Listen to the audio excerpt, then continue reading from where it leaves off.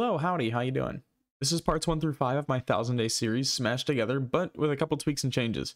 First, I went through and re-recorded the audio for part 1 with the exception of days 13 through 16, so all of the mic issues from the very first episode are fixed entirely. Multi-hit is off, loot respawn is off, transmission is set to saliva only, and zombie respawn is set to max. This will really draw out the sense of accomplishment when a city is cleared out. The Wii music from part 1 was also removed, so you don't have to listen to that for the first 45 minutes of this video. Unfortunately, there's still some stuttering in the beginning of part 1, but that's fixed fairly early on and isn't an issue going forward. I also went ahead and removed the intros to each video so you guys don't have to hear all the plugs 5 different times. That being said, I do have some plugs to drop right now. Discord link is down in the description, go get on that if you haven't already. I also have a private PZ server that you can join and play with me and my team on. All of that info is in the Discord server, so you should go check that out. And if you like my content, you like what I do, and you want to support the channel, I do have a Patreon now and YouTube memberships. Both of those links are down in the description for you guys to go join and check out. There are no differences between the tiers. Each tier is the exact same as the other. The only difference with these two memberships is that YouTube memberships give you these cool little icons to show how long you've been a member, as well as some custom emotes for when I stream. I stream most Fridays or Sundays on YouTube, so you should hit the bell icon after subscribing to get notified whenever I go live. This movie is going to walk through the first 500 days of my Project Zomboid challenge of surviving 1,000 days with a single character. If you haven't seen the original series, I highly recommend it since this is only half of the episode so far. Without further ado, sit back, grab some popcorn, turn on PZ and play alongside of me for the next few hours, and let's get into it. Hey you guys, Preds here post-recording. So you clearly just heard me say multi-hit is off for the series. And that's true, it is off for this series. But initially, when guns didn't work for me in part 1, so the first 100 days, I had multi-hit on to compensate. So you'll hear me mention multi-hit a couple times for the first 98 days or so, but guns are fixed on day 99 with the update and the official release of build 41. So multi-hit is then turned off. Just to address that before we get in. All right, let's get on to the video. Kicking things off on day 1, when I spawned in, the first thing I did was check my injuries. Usually, I'll try to stay in the house for the first couple days until the majority of my injuries heal, before roaming out to start getting set up. Unfortunately, the house I spawned in had no food, so that wasn't an option for me. A big goal was to build my main base here at the fire station. Now, this would be difficult for anyone on day 1, but given the injuries I was working with, and the lack of weapons, it was damn near impossible. I have a better chance saying no to Bill Cosby than I would securing this base right now.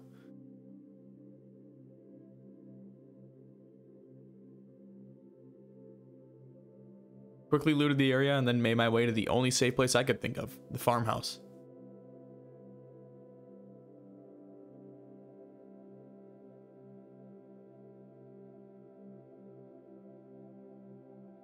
Made it to the farmhouse early on day 2 and began clearing it out using the old scream into a window and hope they come out method.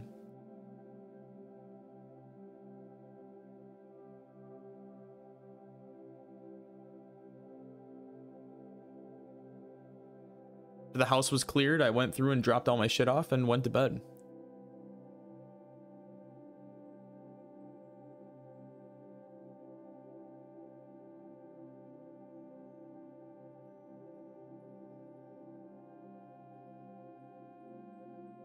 Spent the rest of day 2 cleaning up around the farm and taking inventory on all my gear that I had scooped up.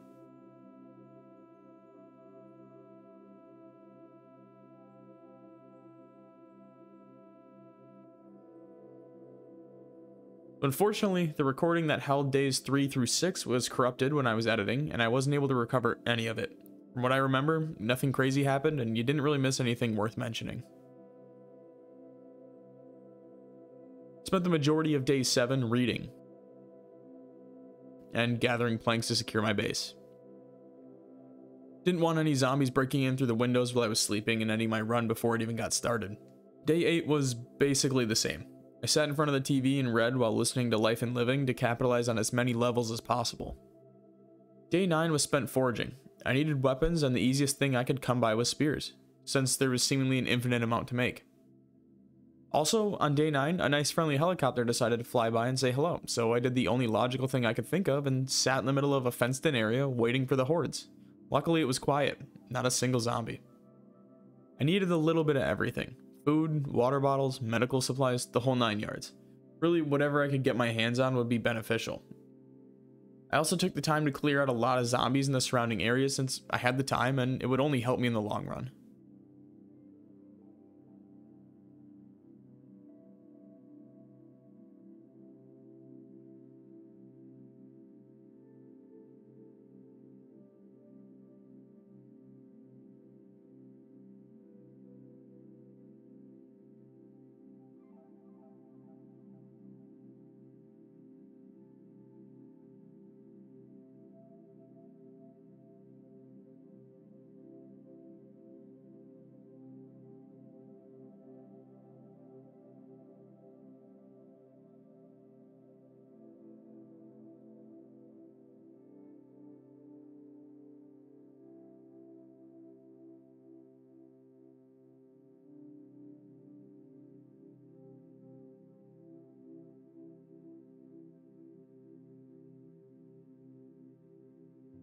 Day 11 was another looting run, this time to the houses above me.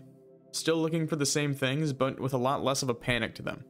Had some food to last now, and was mainly looking for things of use, like a sledgehammer and other weapons.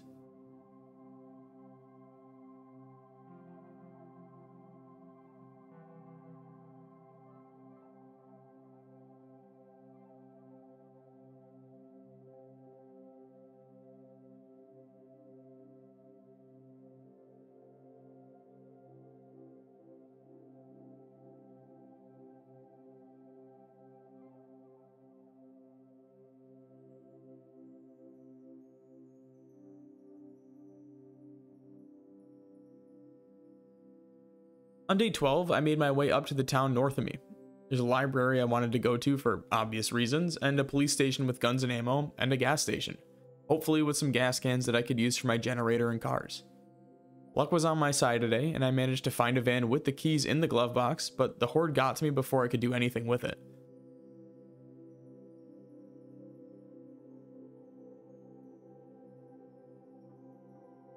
I tried to get into the police station, but the horde was following me, and it would be a death sentence to go in.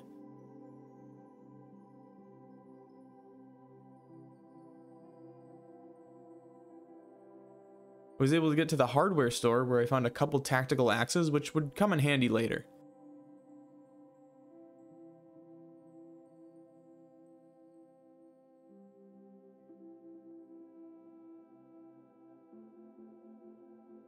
And finally, the gas station. So, PSA. If you're new to the game, for the love of God, don't follow my footsteps here.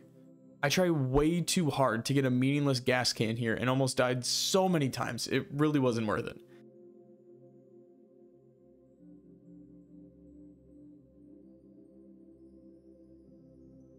Eventually, I gave up and just went back to the police station and was able to get into the storage room to see what I could get my hands on.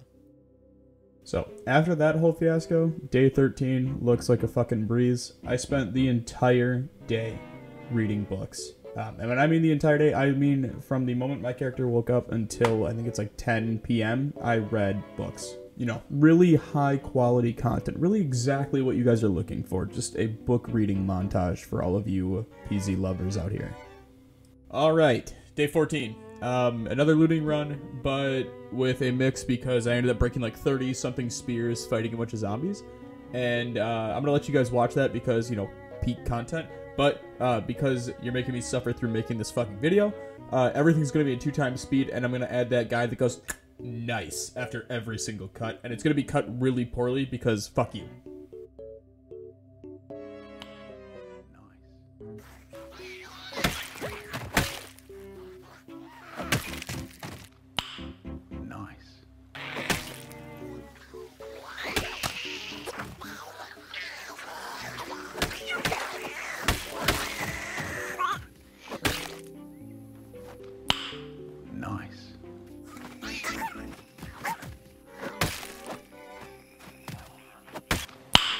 Nice.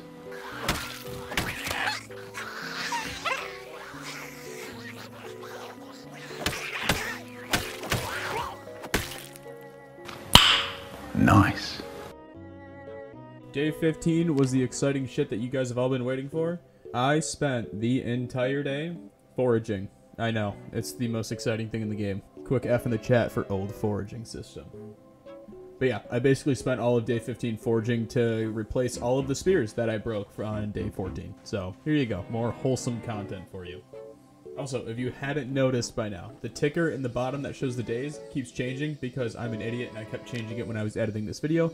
And then I forgot about it for like 3 days in game. So to cover that up, I put a nice little dancing doge in there for you to enjoy. It's gonna drive you fucking nuts over the next couple days while it's down there, but don't worry, it'll go by a lot faster than you think it will. On day 16, I drove up to the town above me to hit up the library, gas station, and police station. That went about as well as you'd expect, and all I really managed to do was group up a massive horde that followed me anywhere I went. Did get some cool guns out of the police station though. Spent basically all of day 17 reading. Once I wrapped that up, I went out and worked on my garden a little more. I was really hoping to have more seeds by now so that I could better sustain myself, but hey, this is better than nothing. I spent most of day 18 clearing out the hordes around the farm. I had some plans for nearby areas and just didn't want to screw up the run just because I wanted to check my phone real quick. So yeah, I basically just roamed the nearby areas looking for hordes that I could clear out. It also helped me level my maintenance and spear skills as well as gather more watches for my electronics skill. This is basically the day that set up the rest of the series, to be honest. I started it off by trying for like the third time to go to the goddamn bookstore. Once in, I was greeted by some friends and decided for like the third time to check out the gas station. That went about as well as you're thinking it might go in your head right now, and after spending way too much time trying to round up all the zombies to lead them away, I bitched out and drove home. And then it hit me. There's a gas station in Rosewood.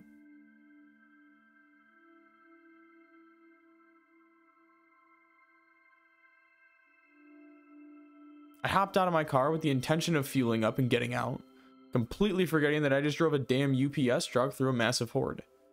After baiting them out of the area, I cleaned up the stragglers and finally got some gas. Only when I was driving back did it hit me. I remembered my original plans to turn the firehouse into the world's coolest base. The police station was unlooted. I wouldn't have to drive for hours just to find a town to loot. It was a perfect idea, and I finally had the gear to pull it off. Sitting on my plan from yesterday, I spent all of day 20 just reading and taking general inventory of my items, as well as reorganizing a lot of my crates. Spent a lot of day 21 just foraging and making spears. Ripped to the old foraging system. If I wasn't foraging and crafting, I was working on my garden. Overall, a really quiet day. Honestly, literally nothing happened today. I just wandered around the entire day. I killed maybe 4 zombies and spent the rest of the time just aimlessly walking around the woods like a damn lunatic.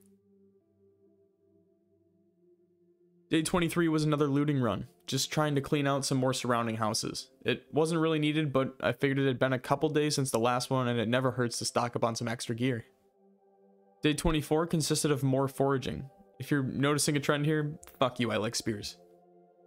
Day 25, I finally got to harvest my crops, basically guaranteeing a full food supply until I was ready to move to my new place. Once that was taken care of, I was finally ready to start my official prep work.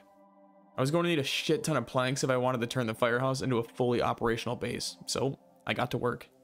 Of course, as soon as I started my prep work, I wake up to a massive thunderstorm. Not wanting to catch a cold, I tried to wait it out by reading, and that lasted a total of like 15 seconds.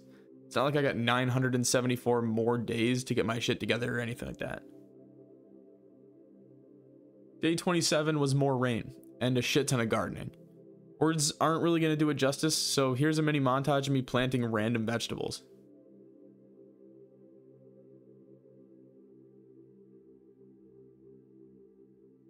You guys want to see why I love this game so much? Just imagine some dude sitting in the middle of a farmhouse absolutely demolishing like 20 fucking tomatoes. After reenacting some scenes from 1,000-Pound Sisters, I went out for some more exploring. Unfortunately, I got distracted and had to go home before I did something stupid. You know, for as excited as I was about building a base in Rosewood, I kept finding myself distracted by exploration. On days 29 and 30, I found myself walking back to the town up the road to do some more stealth looting. Wasn't bringing a car this time, but I did have a game plan. I wanted to find a potential outpost location that I could build there. Towards the end of my time there, I wasn't having much luck finding a suitable outpost, so I took out my anger on a couple nearby zombies and went back to the farm. Also, if this video doesn't show you how OP dual hit is on weapons, I can't save you.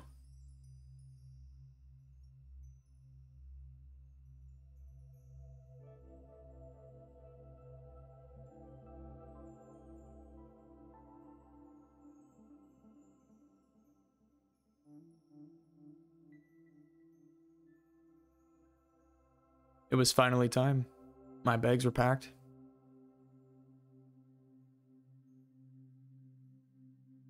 The car was loaded. The generator was picked up.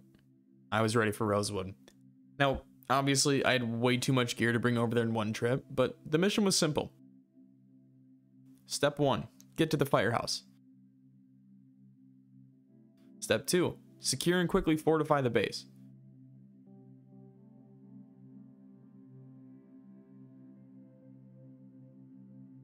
Step 3.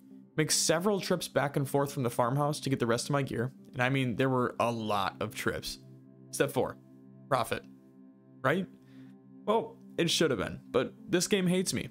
After popping a tire, I did my best Paul Walker impression, which definitely made things difficult. After walking back to the firehouse, I decided to take the rest of the day to clear out some zombies in the area and fortify the interior of the base a little more.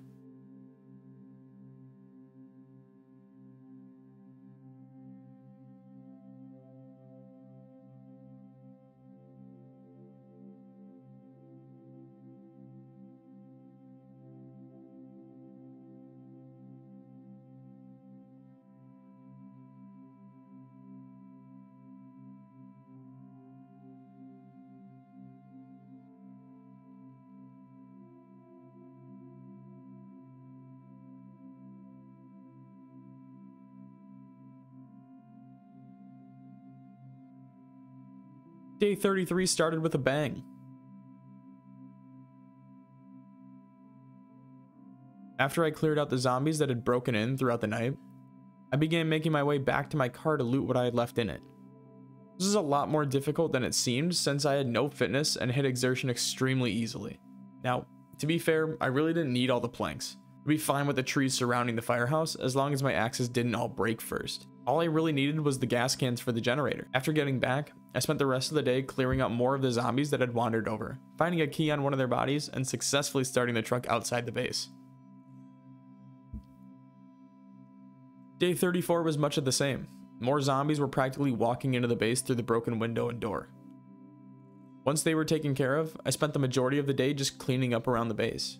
There were 20-ish dead bodies inside the base, and the flies were starting to come, so I made a pile to dump them in right outside, slightly away where I was sleeping. Really felt like every time I got the base cleaned up a little, more zombies would show up. Seriously, this happens like 3 more times. Day 35 was my first run back to the farm with the truck, which somehow had more space in it than the van, because sure, why the hell not? Nothing crazy really happened on this day, just driving back and forth, which you guys probably don't want to see. I spent all of day 36 exploring Rosewood. It sounds dumb, but for as long as I've played PZ, I've typically only been in the main section of Rosewood and not the back areas. It also helped me thin out the zombies around my base for the project that I was going to be starting soon. Once I was back, I spent the remaining time just fortifying the interior a little more. Our short-term goal was to at least stop them from getting into the firehouse, which for some reason was way more difficult than I thought it'd be.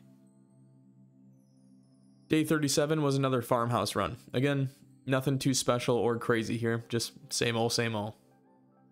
I spent all of day 38 making some renovations to the firehouse. I wanted to clear out all the glass windows in the interior and replace them with walls. Eventually, I wanted to get rid of that entire office room to prevent ambushes into the hallway, but that's a different project for another time. Took a break by throwing a major house party for my unexpected friends.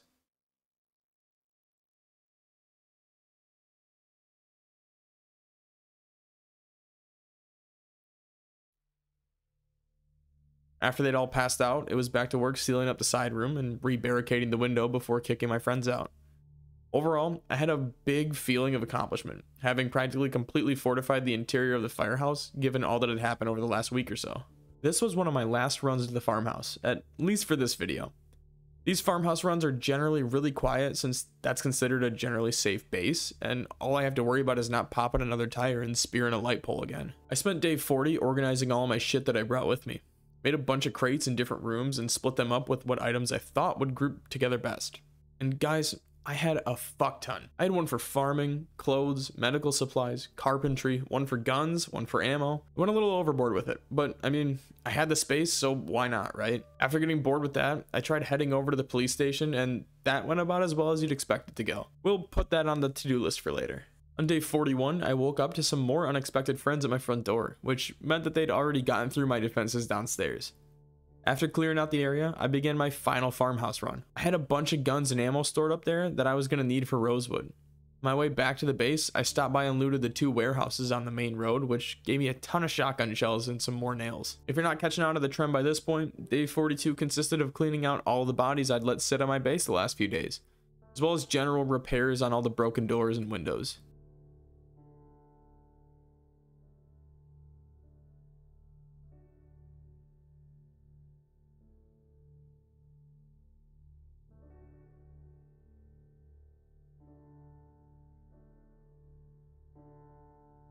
Day 43 saw me going back to the police station to finally loot its weapons room. After I could check that off, I decided I finally had enough gear to kick off my next objective, the battle for Rosewood. You see, my biggest problem here was that there were just too many zombies in my vicinity and could easily break into my base. I had plans to fortify the exterior, but there was no way I'd be able to do that with the amount of zombies roaming around. So I geared up, went to the main strip, and gathered a horde. Once I thought I'd gathered enough, I started blasting. Bang! Bang! this went on until zombies stopped coming, which was good enough for me. It's hard to follow up with something nearly as exciting as shooting up an entire town, so I didn't even try. Day 44 was all repairs on the base before I could get to work on my other goals.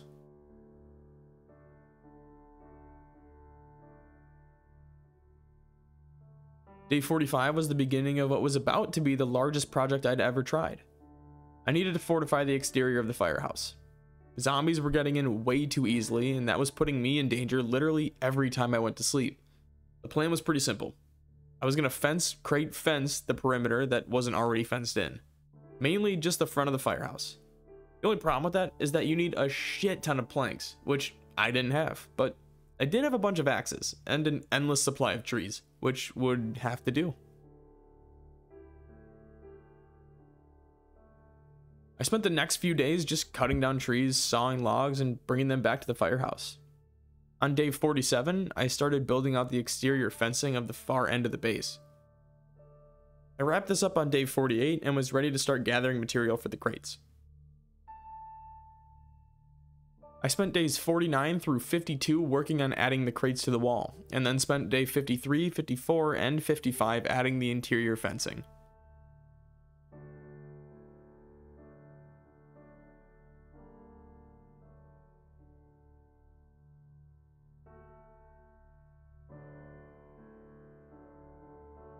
I knew I was trending in the right direction when I tripped a house alarm on day 56 and no zombies came wandering over, which was a huge relief. Spent all of day 57 catching up on reading since my skills had progressed a shit ton over the last 20 days or so. On day 58, I found a car, and much like some of the days previously, I spent my time trying to lure hordes of zombies away from the gas station so that I could set up a mini outpost here. After a couple minutes, I realized it'd probably just be smarter to drop the generator off, go grab some guns, and clear out the surrounding area, so I did similar to how I did Main Street. There was only one problem. I couldn't shoot. So, story time real quick. Around 5 days after the Main Street shootout, I added some more mods to the game. Nothing that I thought would be game breaking, just the ability to sit on some furniture and some car textures. Well, apparently this completely broke my character's ability to shoot firearms in the game. You'll see, even when I try to rack a shell, I get thousands of errors. Without a doubt, the most disappointing thing that could happen to this playthrough. Hey guys, Preds here again, post-editing for like the second or third time now. Looking back on this, when I'm reading the transcript of everything, we do know now that it wasn't adding the mods that caused the issue. It was actually the release of build 41. While I was still on the I will back up my save branch, all of my mods had updated to work for build 41, which caused massive errors if you're not on that version. Especially when you're running a mod like Britta's weapon pack.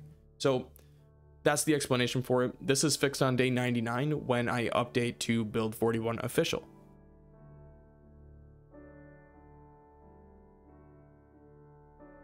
On day 59, I decided to head out and explore the space under my new base.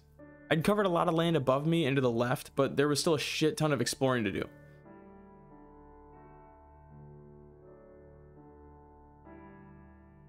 I stumbled upon an outdoor movie theater, which was pretty cool, until the game decided to mock me by sending me zombies with guns strapped to their backs. This was a pretty cool area, and I thought about maybe setting up an outpost here in the future if I got bored of the firehouse. I spent all of day 60 reading and gardening. Nothing crazy, just a quiet day to take a small break from all the excitement. Day 61 was more exploring and looting. I'd cleared out a lot of the zombies in the main road, but I hadn't actually taken the time to go through and loot the buildings. Rosewood's such a small, cute little town to make a base in, honestly. It's got so many cool little shops and buildings that just flat out get overlooked by the rest of the map. Seriously, if you guys haven't spent a lot of time in Rosewood outside of the police station, I highly encourage you to go through and check it out in one of your playthroughs.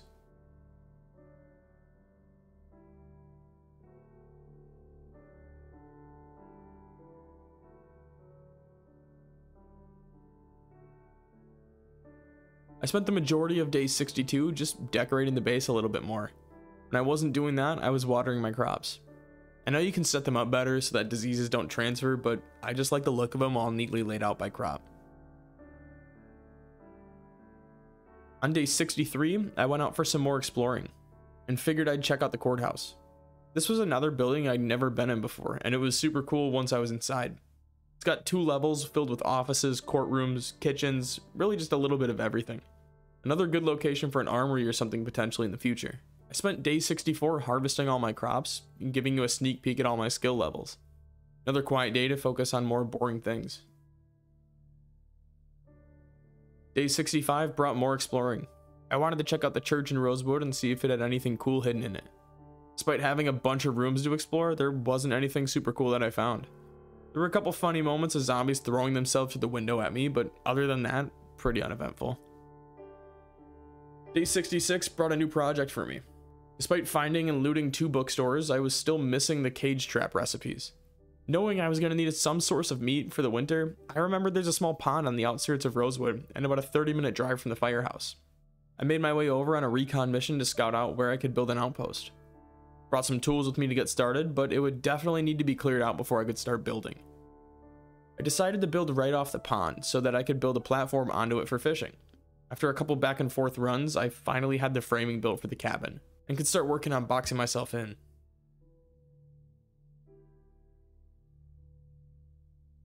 Eventually, it all came together and I finally had a roughly built outpost to start fishing from.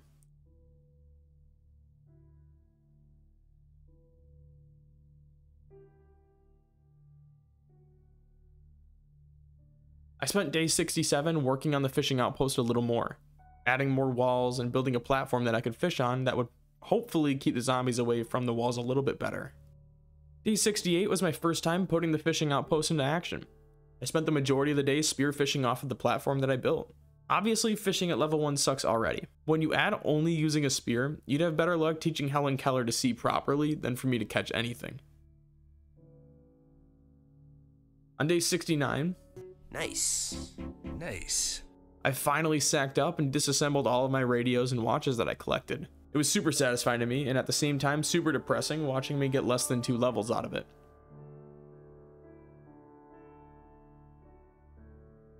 Spent the rest of the day gardening because for some reason that's the most satisfying thing in the world to me. Day 70 had me once again doing my best Paul Walker impression by slamming into a tree right next to a horde of zombies. If you're counting, first off, fuck you, and second, that's 3 destroyed cars now. Can't tell, I fucking suck at driving in this game for no reason other than I'm just too impatient and want to channel my inner Ricky Bobby. I shot the brightness up so you guys don't have a damn aneurysm trying to figure out what the fuck is going on. Down to no cards once again, I made my way back to the fishing outpost because at this point, I'm committed to another day of catching nothing. Only thing worth noting on day 71 was that I built out an airlock for the fishing outpost. That would give me a little more safety when I was coming and going until I could build something more sustainable. Since I didn't have a car anymore, it was taking me almost 2 hours to reach the fishing outpost for my base, which made it not worth the effort, considering it was still August and I had 3 months to figure out a solution. On day 72, I built a small platform on the 2nd story to use as a safe room. Basically, if for some reason the base was overrun, I could escape to this room and climb out the window to get away. I could also use it as an outdoor area, where I can read in safety without getting bored. Days 73 and 74 were both spent on a looting run. I did find another popsicle freezer to store for food, which was super nice. I do want a couple more just to have another storage going forward, and I think it'd be cool to turn the locker room into one giant freezer. On day 75, the zombie gods finally gave me a gift.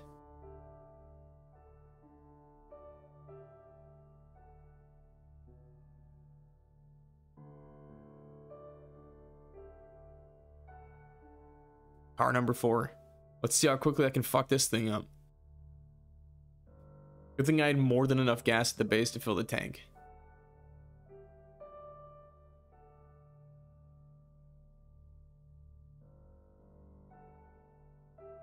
I spent all of day 76 just chopping down trees and gathering planks for a future project. Day 77 was just more reading. Since I have the slow reader trait and we're getting up there in skill levels, we're getting to that point where these books take almost an entire day, if not more, to read. On day 78, I forgot to pause the game when I went to the store and came back to my guy just sitting here like 12 hours later. So yeah, moving on. On day 79, I finished up the safe room and built some more rain collectors.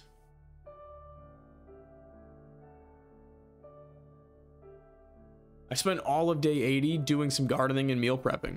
Gotta say, I'm really loving the ability to place items now. Really gives you the ability to decorate your base in a survival style that just looks so cool to me. Days 81 through 83 were spent just trying to move zombies away from the gas station.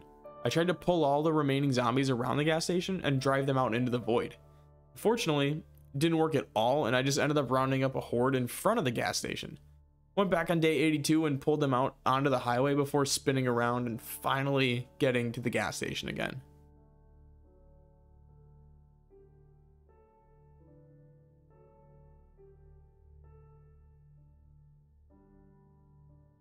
The highlight of day 84 was decorating the kitchen. Again, I can't tell you how much I love this feature. Also, I didn't realize how much food I had until I placed a bunch of it all around the kitchen. Like, holy shit. Anyway.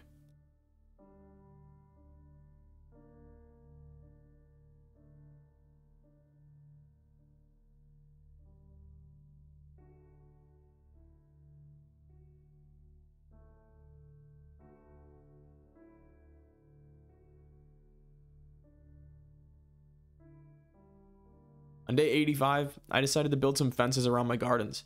I know it really doesn't add anything of value, but I like the look of it, so I'm gonna do it. Days 86 and 87 were more or less the same. Spent a large chunk of the day just chopping down trees to gather planks to finish fencing in different crops. Really nothing crazy. Since we're nearing that 100-day mark, I really tried to just do some more small projects around the base to set myself up for the next 900 days. I spent all of days 88 and 89 reading, which was super boring, but also much needed. Oh, and I had a dance party because this mod is hilarious. Day 90 was a looting run day. There were a couple houses that I hadn't hit yet, and I figured now would be a good time to get off my ass for a day and look for cool shit. Spoiler alert, I only found food and books, which I don't think classifies as cool shit. I spent all of day 91 gardening. The only downside of having so many crops is that when there's a drought, you gotta water all of them, which takes way too long. Seriously, if anyone knows an irrigation mod, let me know. 92 was another day of reading. Nothing crazy and another boring day, but one to check off the list. I spent the next few days just chopping some more wood. I have a pretty long-term project that I want to get kicked off for the next episode that will require almost triple the amount of wood that I used to fortify my base. On day 96, I finally took the truck out to start picking up the hundreds of logs that I left out in the woods. On day 97, I got my first major harvest at the firehouse, which was super cool. With this harvest, it basically sets me up for the next 100 days, which is nice.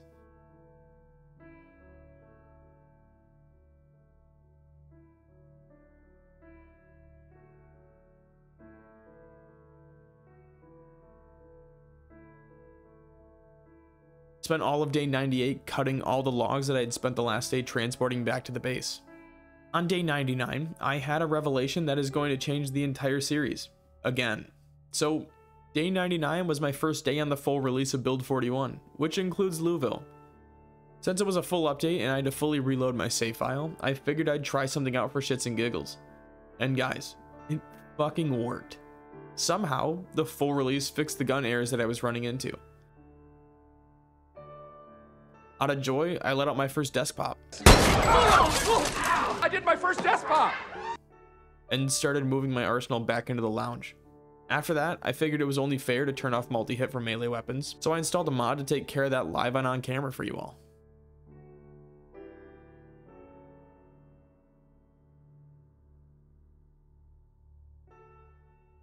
Well, it's here. We made it. Day 100. It's a bunch of shit I probably could have done differently, done better, made it more entertaining, but we're here, and that's all that matters. We have a small farm, security, trucks built Ford tough.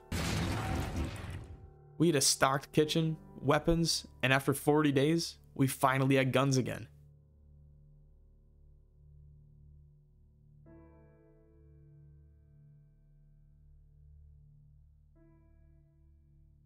Off on the right foot, I figured I'd visit the army camp to my bottom right. Typically, when you go here, you find some pretty cool items, but for some reason, I didn't find a single weapon or anything worth leaving with. Bummer.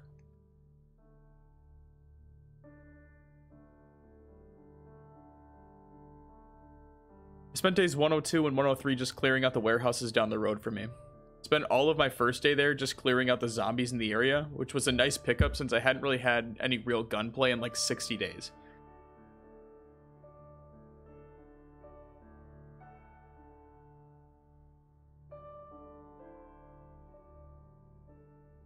After I cleared out the area, I just went through each building, grabbing anything useful that I could find. Nothing cool happened on day 104. I spent the majority of it just adding some extra storage to the firehouse. On day 105, I started cutting down trees and sawing them into planks in preparation for a project coming in like a week or so. Starting part 2 off right, I did my best Henry Ruggs impression and totaled my car.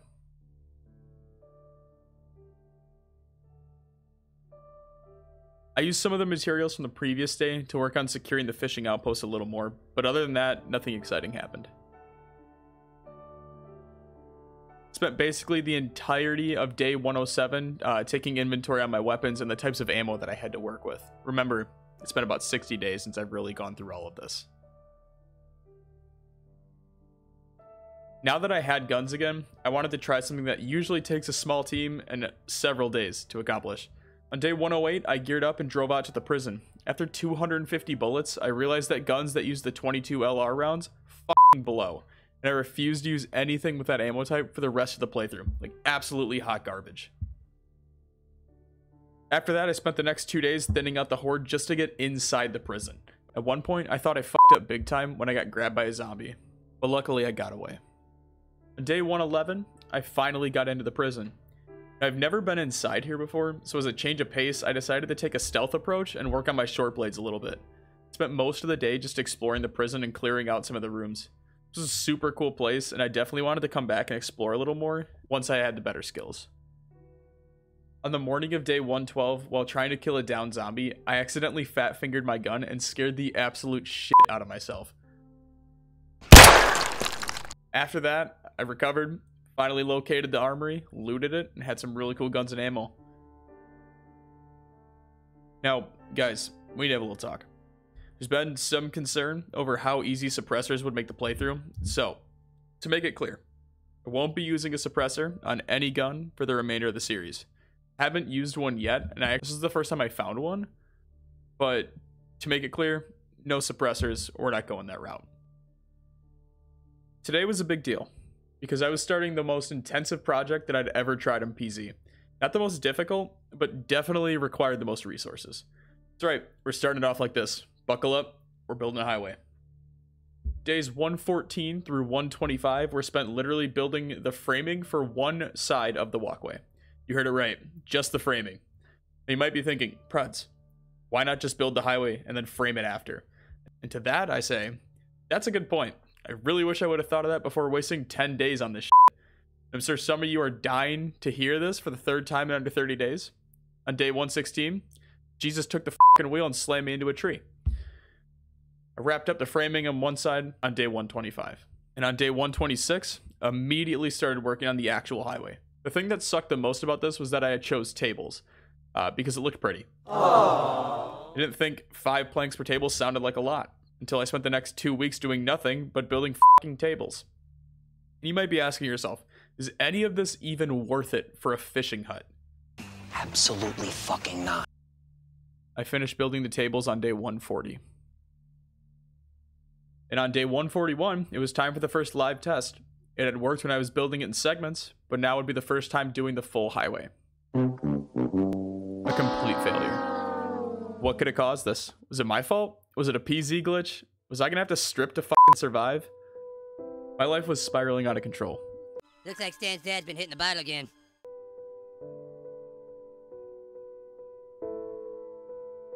Was this playthrough even worth continuing?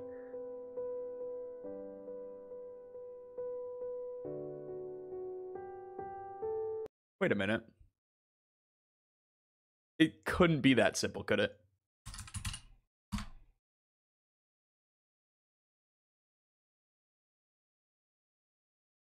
Did you know that in Project Zomboid, when you place a path-blocking object in front of a window,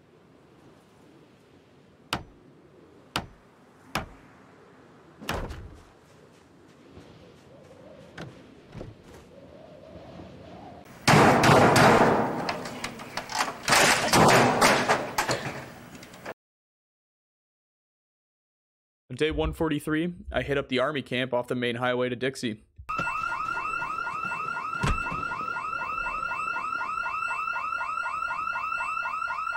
The only big takeaway from this is that there were a ton of zombies in that camp that had birthday party hats on. And I just couldn't for the life of me figure out who the f has a birthday party at a goddamn military camp. Spent all of day 144 running some errands. I needed the final carpentry book to finish that skill off, so I decided to head over to the library downtown. Found the type of people who lay on the floor to read, and did what everyone wishes they could do whenever they walk into a goddamn Barnes & Noble. And then I spent the rest of the day gardening.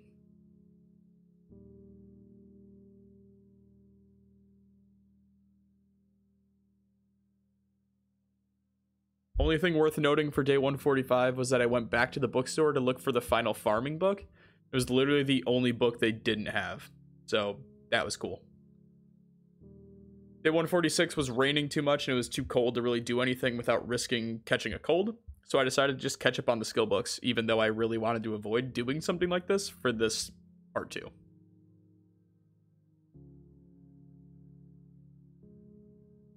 On day 147, I realized that my combat skills weren't all that great, so I remembered that coming in, there was a shit ton of zombies on the highway that would eventually work their way into Rosewood and up to my base, so I set out to get rid of them. Over the course of the next 2 days, I drove out to the end of Rosewood, equipped with a crowbar and a pistol, and set to work thinning out all the hordes in the area.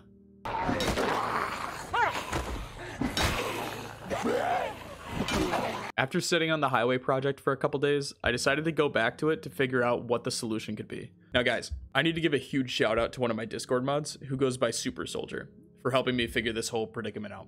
The last couple days of testing, we were able to find out what was causing the break as well as the solution to it. Basically, what it came down to was if there's 2 entry points on the highway, say 1 window at each end, completely nullifies the entire highway. So step 1 was to simply remove the windows.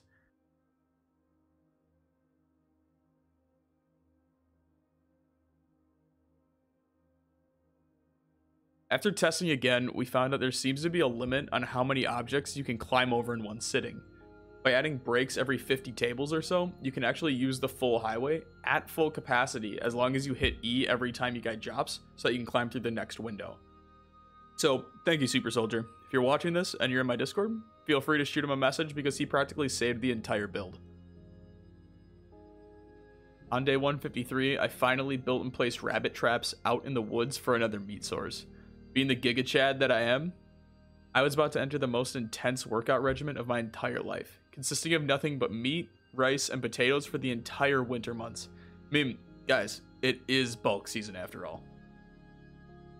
I spent day 154 taking a field trip to the community center out in March Ridge. What I completely forgot about this place is how fucking packed it is with zombies. I spent the majority of my time here just trying to outwit a bunch of zombies in my quest for epic gym bro status. Now, I'm not really sure what's crazier here, the fact that I got out of the community center alive, or the fact that I made it there and back without crashing my car a single time. Now, it doesn't mean there weren't some close calls along the way, but, like, guys, I really think I'm hitting my full character arc with this one. Spent all of day 155 just exploring Rosewood looking for a car to soup up.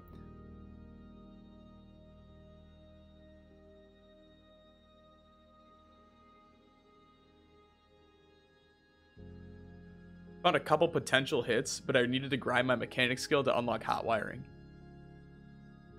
Not wasting any time, I just started uninstalling light bulbs from random cards that I passed. Days 156 and 157 were entirely spent working on leveling my mechanic skill. I used to hate the mechanic skill more than the new foraging system, but it's honestly grown on me in the time that I've spent on it throughout this series.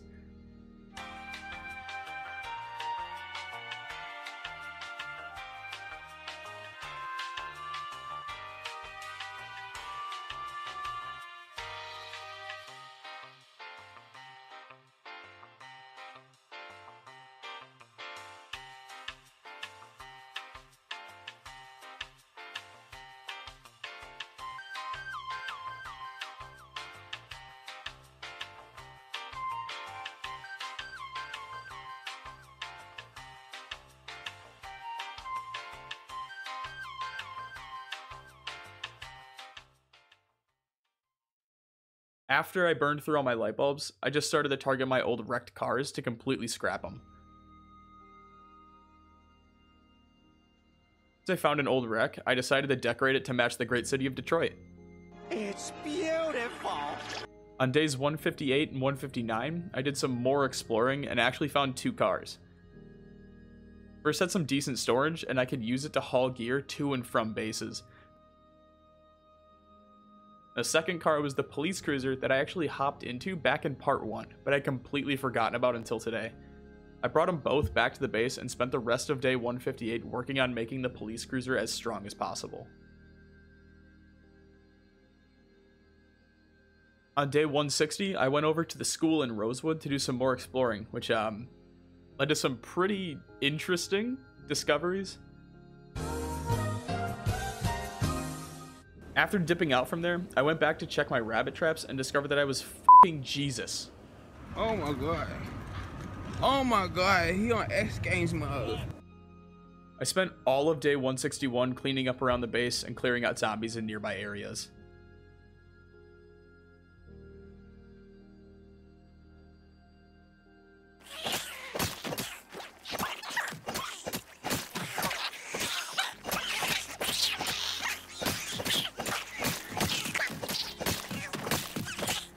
And on day 162, I dismantled a bunch of my electronics and then spent the rest of the day reading. We've officially hit the boring section of the video, guys, so hang in there. I'm sure it gets spicy at some point. Days 163, 164, and 165 were all spent reading. At this point, I'm working on carpentry mastery and farming mastery, and these books take about 1.5 days to complete with the slow reader trait, which is super boring, but at least we could officially check those skills off.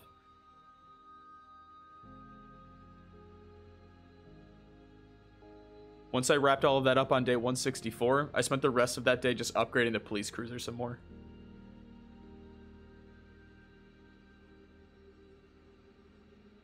You guys remember when I said that I was about to enter the most intense workout regimen of my entire life?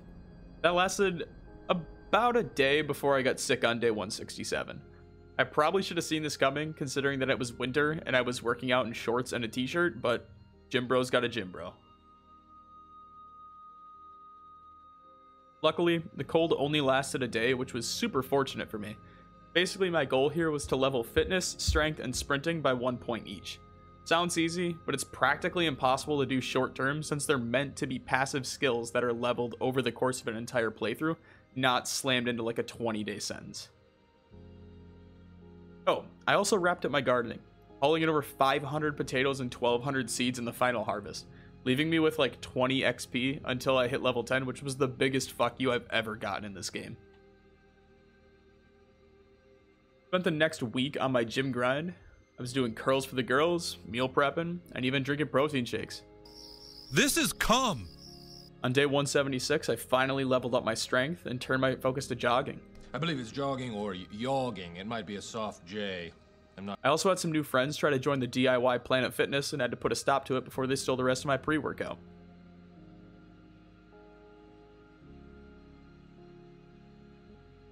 Days 177 through 180 were spent sprinting literally everywhere. I looked like that kid who fucking Naruto runs to and from class in high school, and you're like, what is he doing? But yeah, that was me. I had a routine of sprinting to the prison and back, and then doing this loop through the neighborhood above me, and that took up a decent chunk each day. And it was really going to be worth it in the end. And on day 180, I finally leveled up my sprinting on a morning run. Committing to finally getting washboard abs for the sick Instagram post I was about to take, I spent the next 10 days doing nothing but sit-ups. Hours and hours of sit-ups. Every day. For like 10 days. Kill me. Spent days 191 and 192 gearing up for the long journey ahead. I know what you're thinking. Preds, do you really need 2 whole days to throw stuff in a car? It's a little more complicated than that. You'll see in a couple days, but there were a lot of decisions when it came to packing up the cars, and I constantly kept replacing stuff and then doubling back to re-add things that as I found them. I really don't think I sped up time for like these 2 days, except when I was eating or walking to different rooms for items. I legit probably spent close to 1.5 hours just staring at my inventory and the car seats and trunks. Since we're getting close to day 200, I figured we could use some more action, so I grabbed some weapons that I had the most ammo for and went for a shooting spree.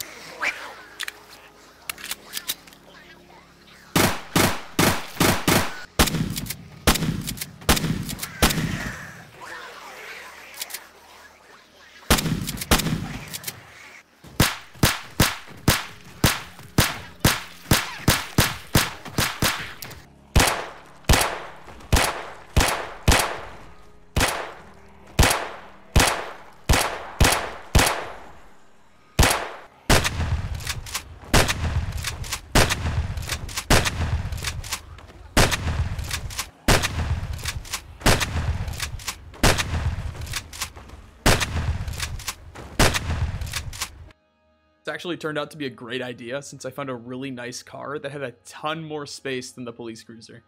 Left the shit box behind, but I really wouldn't be needing it anymore. Following the events from the previous day, I spent all of day 194 working on fixing up the new car as best I could.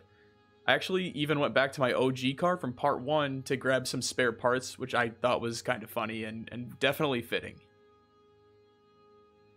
On day 195, I decided to do my first official test drive, but for some reason I couldn't get any traction.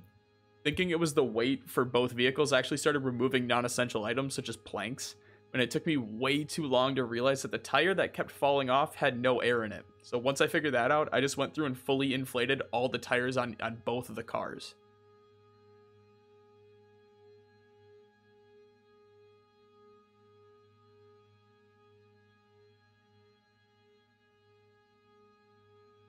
Day 196 was my first successful test drive. I was able to take the caravan around the block and do some on-road and off-road testing to see how it would hold up over the journey.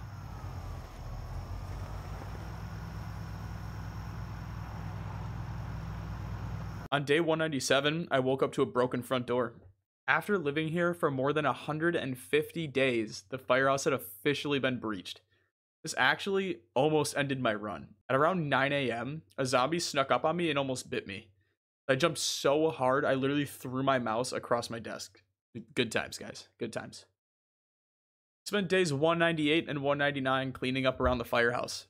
Now, we had built a beautiful base, and it really deserved to be left pristine until I could hopefully return to it at some point in the future. You know, winter in this game adds a very dreadful ambiance, and I think it really added to this almost like bittersweet moment of what could possibly be my last day at a place that I called my home for like 200 days.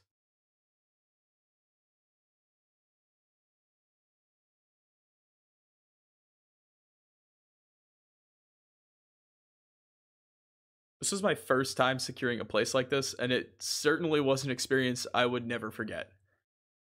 Rosewood had taught me so many cool things about Project Zomboid in my time here, and I'm really going to miss it. But now it's on to bigger things, and I have just the place I need to go.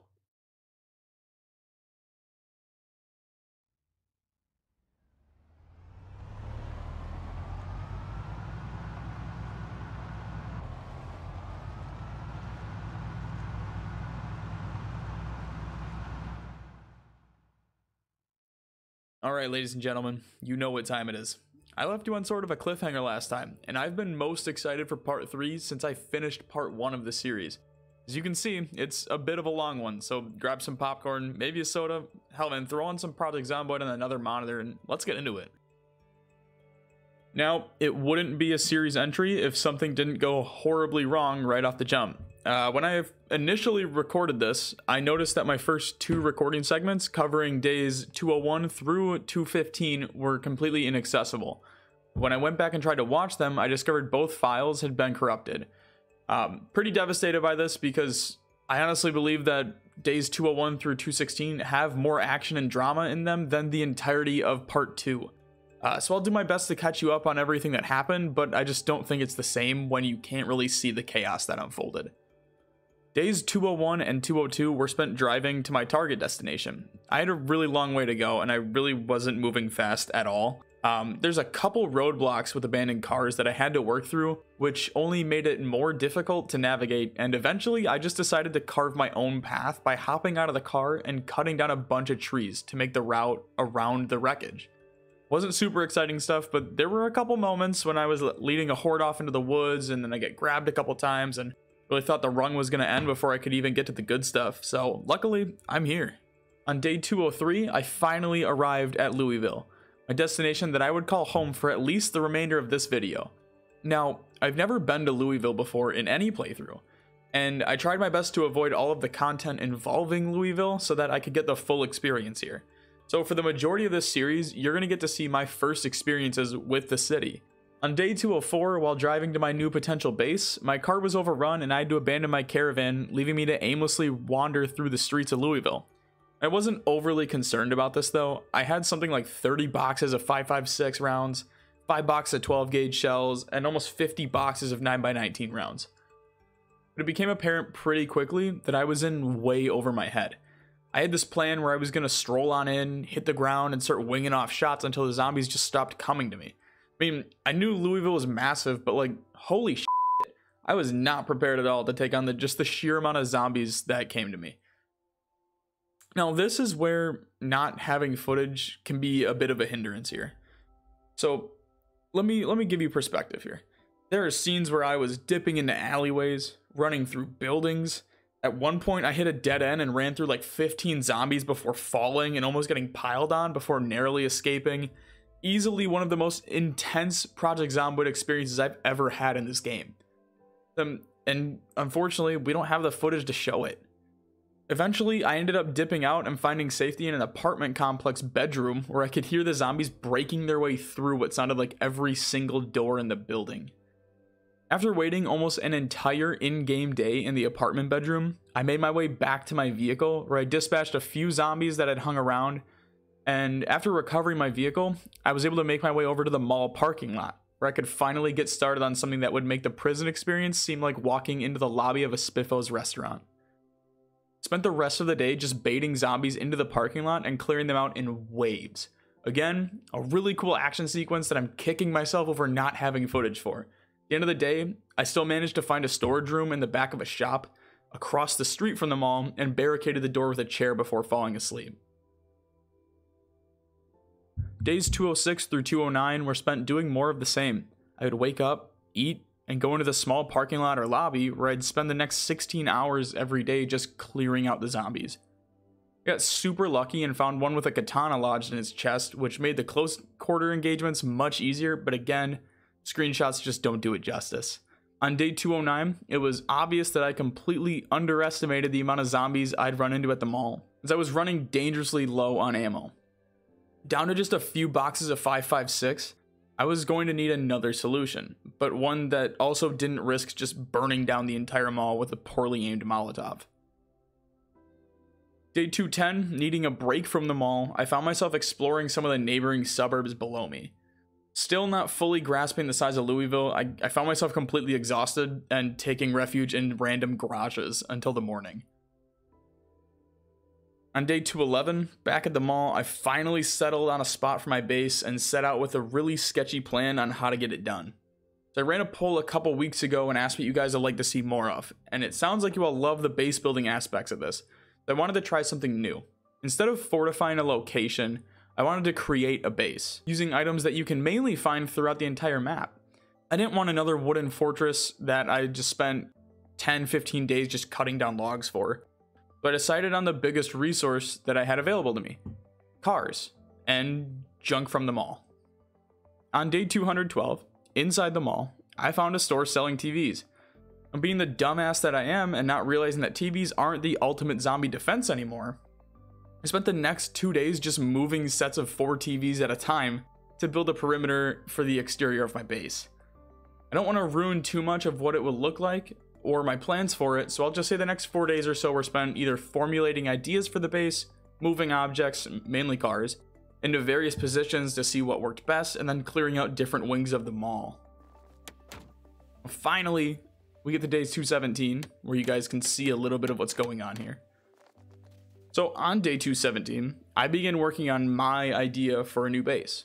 Step 1 was building the stairs, which would lead to the main portion of the base for me.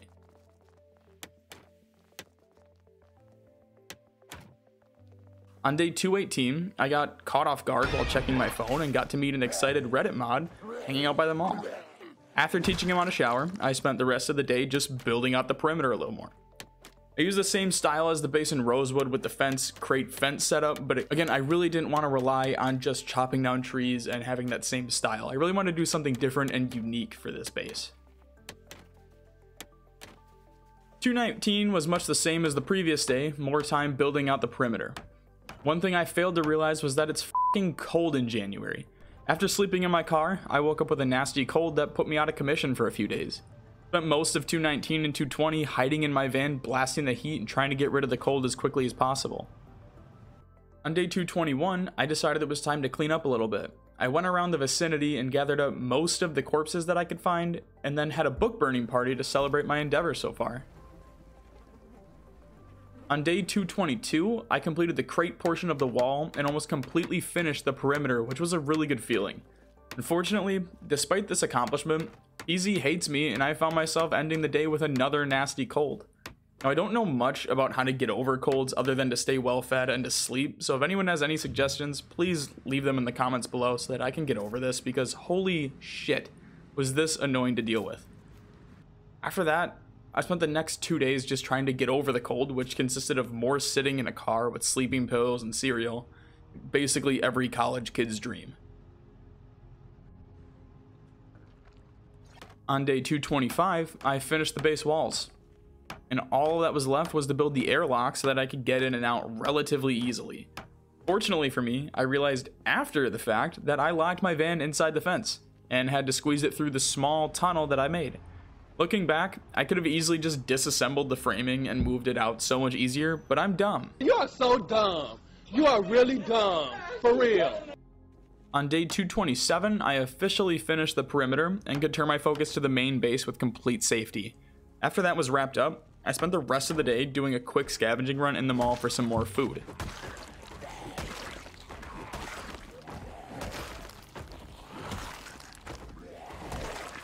Day 228 was another scavenging day. I wanted to do some more exploring now that I had some relative safety and most of the mall had been cleared out. Right off the jump, I found a military surplus store and looted it for basically everything it had. Guns, ammo, knives, clothes, you name it, I took it. And I know I had more important things to do, but I'm a sucker for guns, so I brought everything I could carry back to the limited storage that I had. I also found a barbecue store, which is pretty cool. I had a bunch of grills with charcoal and propane grills that I could either disassemble or bring back to the base with me. Now, I already had a plan for these once I was a little more set up, but I was still a little bummed at the lack of visor selection for the dads out here struggling. Right next to this store, there's actually a small garden shop with seeds and tools and some rain collectors, which I would be using later on as well. Moving away from the last few episodes, and like I said earlier, I really wanted to try to build my base entirely out of supplies that I could find inside the mall or that you could really find in any building around the map. I'd used a lot of trees around me to build the framing, but that got pretty boring and I wanted to try something new and a little more refreshing. So I spent most of the day just disassembling a bunch of these items around the Spiffo restaurant to gather all these materials for the base. On day 230, I began building out the framing for what would become my new home. I have the creativity of a blind snail, so this was somewhat of a challenge for me. What seemed like a pretty simple thing to think up an idea for took me way longer than I'd like to admit to figure out how to build a half-decent design for how I wanted my base to look. Days 231 through 234 were spent specifically working on the framing for the base. I had an easy concept in mind consisting of a main room which would serve as the kitchen, a second room off of the kitchen that would serve as more of an open area for junk and add other rooms onto, a living room off of the kitchen, which was more of an aesthetic thing than anything else. It really doesn't serve a purpose. Outside of that, I put in a small bedroom off of that open area and a weapons room, which could obviously store weapons. No shit. On day 35, I woke up to a blizzard outside my van. Tried to leave the van, but got hit with a freezing wind chill, and not wanting to risk my third cold in 15 days, chose to spend the rest of the day in the van waiting for the blizzard to pass. On day 236, I decided to put some work in on the roof of my home so that I could stop sleeping in my car every night. Pretty cool thing happened too. I hit level 10 in carpentry, which was my first max skill through this playthrough. Spent day 237 continuing work on the base.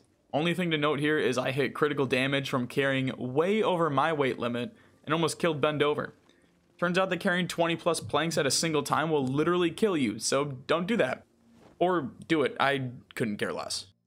On day 238, I almost died again, for a different reason. This time, I tried to play Jesus and tried to levitate like I was in a fucking Harry Potter movie. But I'm not Jesus, or Harry Potter. And so I fell through the floor and somehow managed to not break a single bone.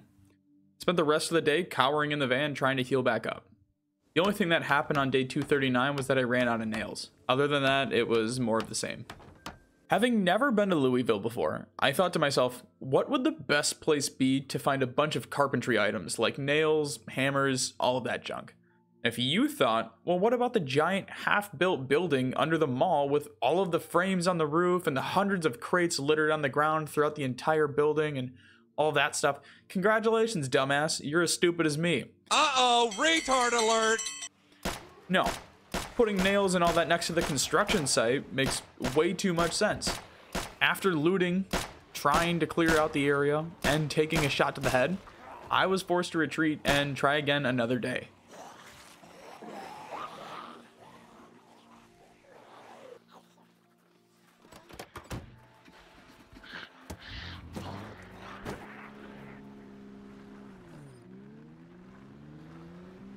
And that was on day 241, when I found myself back at the construction site, rearmed with more firepower. I figured I can't have it, no one can, not even the zombies. I set to work committing mass deforestation while also clearing out the remaining zombies in the area.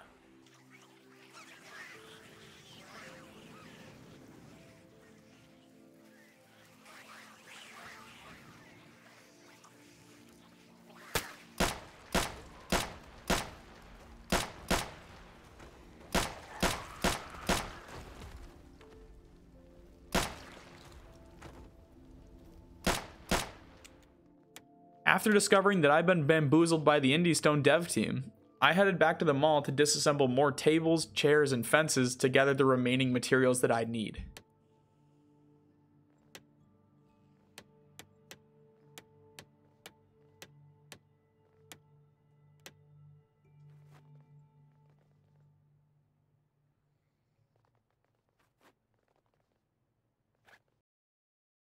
Days 243 through 245 were entirely spent window shopping in the mall. My base was finally completed enough for me to move in, but like any other building, it needs to be furnished before I could spend a night there. Picked out some simple stuff, bookshelves, a table, some chairs and appliances, stove, some countertops, and even a bed. It's not to say there weren't challenges along the way here though. Even though I spent several days just clearing out the mall, there were still plenty of hordes left roaming through the massive building, or even in the back doors, kind of just waiting for me to walk through a hallway. Not willing to risk it anymore, I decided to dedicate an entire day to just clear out more of the zombies in the mall. I think it really speaks volumes to the amount of zombies here, as I've spent almost 50 days now at the mall, and I'm still finding myself easily overrun by the hordes that keep popping up. This building is a work of art by the Indie Stone team, and even though it's got its faults, they deserve all the props for creating this.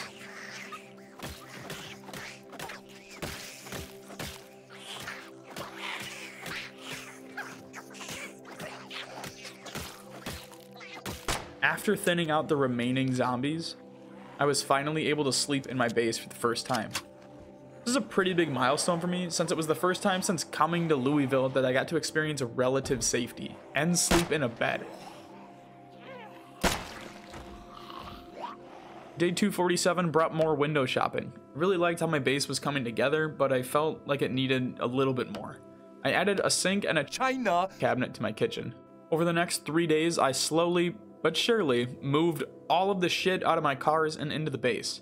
We're talking something like a weight of 400 plus between 3 vehicles, not including any of the stuff that I'd found in the mall and wanted to keep. It became pretty obvious that I was going to need a much bigger space for storage if I wanted to keep a bunch of this stuff. Day 251 was the last day I dedicated to furnishing my base. After I'd wrapped that up, I went ahead and added a small garden section onto the rooftop. Alright, now we get into the good shit. The military camp. Now this was a 2-day process that saw me clearing out as many zombies in the surrounding area as I could. Once I was able to thin out the horde enough, I went through tent by tent and cleared the entire area, looting every object I came into contact with. And when I say tent by tent, I mean I literally went through each and every individual tent or trailer or any place that housed any item with potential to loot. Some of the cool finds included things like an M249 LMG, almost 30 5.56 mags, 2 M16s, something like 120 boxes of 5.56 ammo, and a bunch of military clothes including tactical vests. Overall, an awesome haul and well worth this whole 2-day endeavor. On day 254, I began the drive back to my base and spent the remainder of the day just bringing gear up to storage. On day 255, I woke up to a blizzard and decided that I would spend this time prepping for a couple big events coming. Nothing really to note here, I just went around and cleaned up the room a little bit, as well as loaded all my magazines and picked out which guns I'd be using.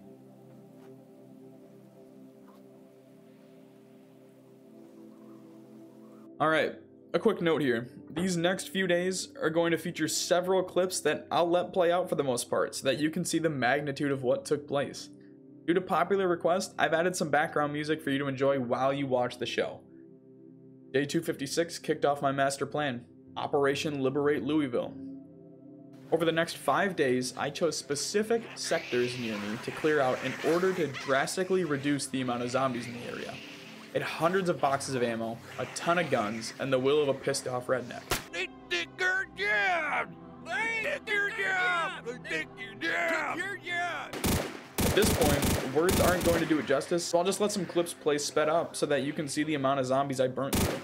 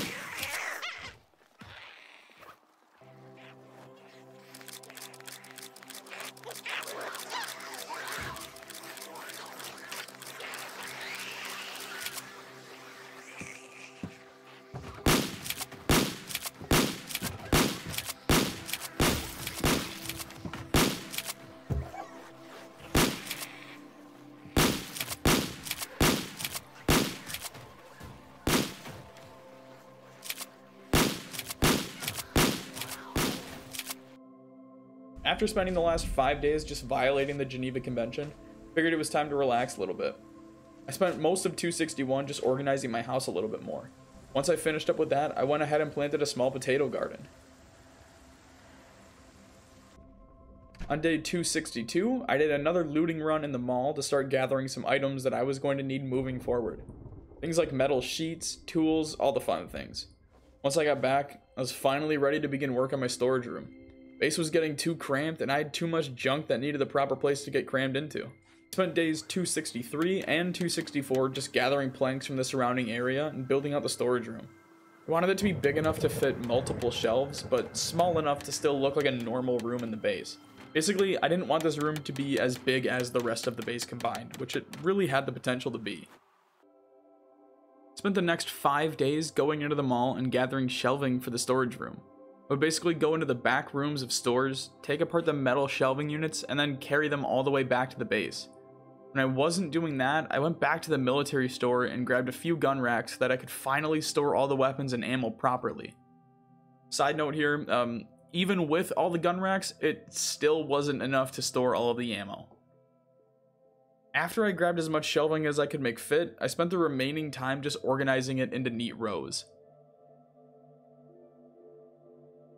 On day 270, I had an epiphany.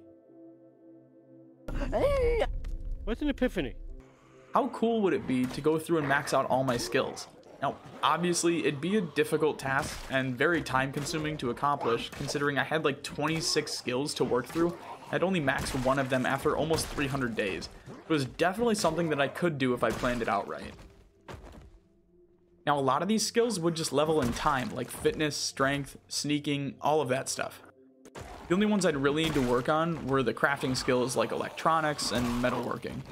Feeling inspired by the new goal, I spent the rest of the day beating the living shit out of the remaining zombies inside the mall.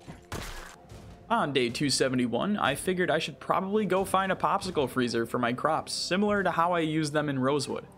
Spent a pretty large portion of the days just driving around Louisville looking for gas stations so that I could steal their freezers. But after like 8 hours, I'd only found one, and so I decided to take in some of the views by the water before heading back. Now, I hadn't put a lot of effort into foraging since the official release of Build 41, but decided to take a shot at it since the area was relatively clear, and I found something out. Apparently the game hates foraging as much as I do because you can't fucking use it in this vicinity. Not sure how I can walk through a forest and not populate a single item, but alrighty then. Giving up on foraging, I decided to do something that I enjoy a lot in Project Zomboid and greatly expanded the size of the rooftop garden. On day 273, in homage to Hank Hill, I stole all of the propane tanks from that shop I had found way back at the beginning.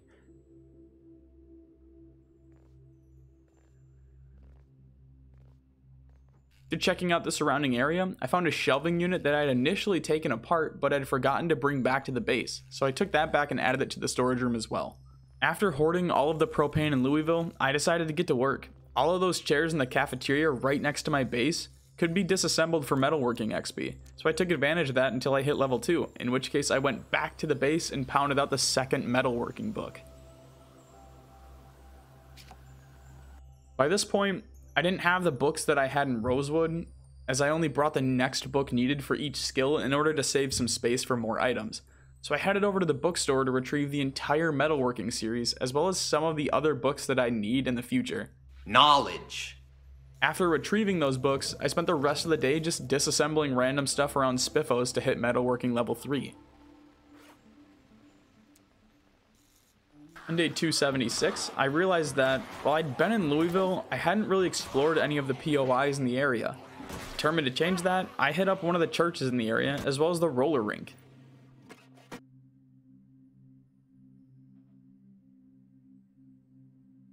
Oh, I also Dale Earnhardted my car. Watch out! Watch out! Watch out! You know, it really wouldn't be a series entry if I didn't wreck at least one vehicle, right? While exploring on day 277, I found the distillery and decided to check it out.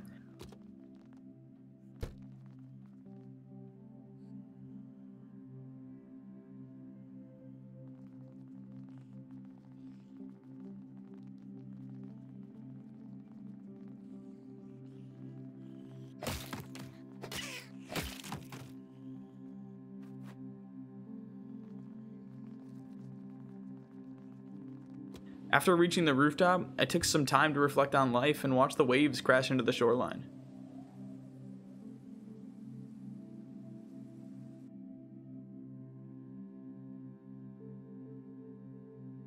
Day 278, dance party.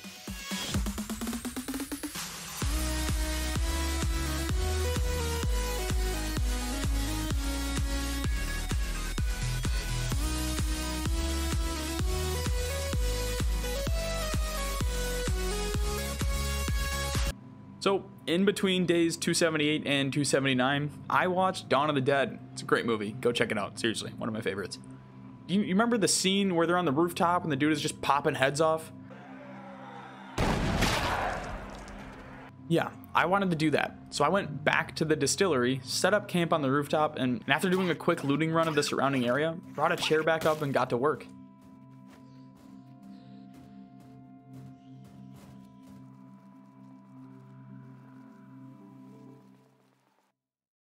For like a day.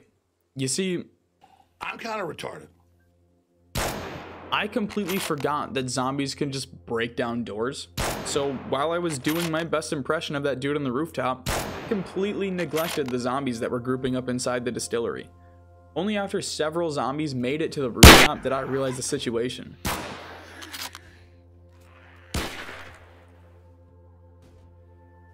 I worked my way back down to the lower levels, trying to repel the horde, but there was a problem. A bolt-action rifle can only put in so much work. I switched to the Magnum Rick Grimes style, but ran out of bullets relatively quickly. You see, I only brought the Magnum along to clear out the occasional zombie, but I wasn't prepared to clear out an overrun building. Coming to terms with the severity of the situation, I decided that this building wasn't worth dying for, and I escaped back to my car. Almost outdoing myself, I came very close to flipping the truck when I took a turn way too sharply. On day 281, I figured it was time to repair my clothing. I spent most of the morning tailoring and patching all of the holes I had acquired over the last month or so, and after that, I cleared out some zombies that had found their way over to the base.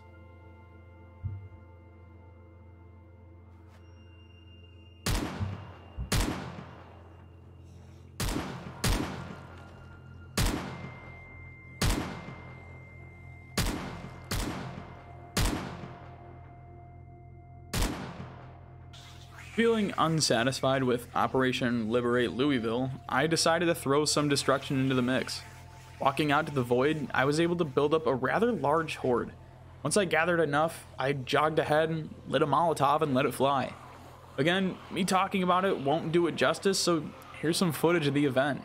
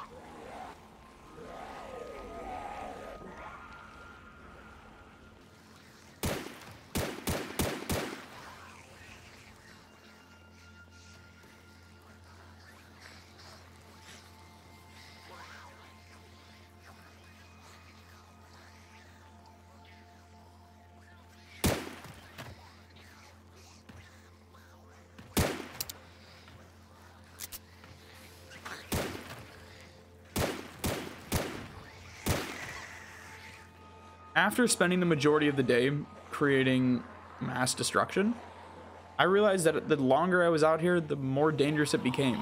Multiple buildings were up in flames, zombies were everywhere, and I was exhausted and could barely run. Luckily, I was able to evade a huge horde of zombies and make my way back to the base.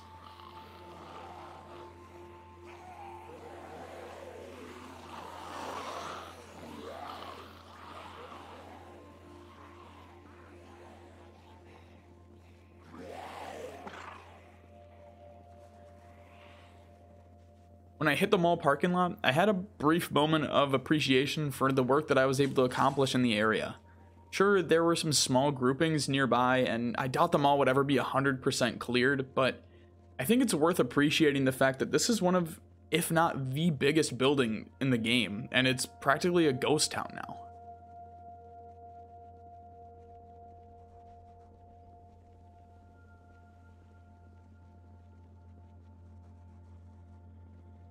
On day 283, I took a car out to inspect the damage from the previous day. Or at least that's what I thought I was gonna do. Apparently the zombies took some lessons from the goddamn Vietnamese because they came out of the trees.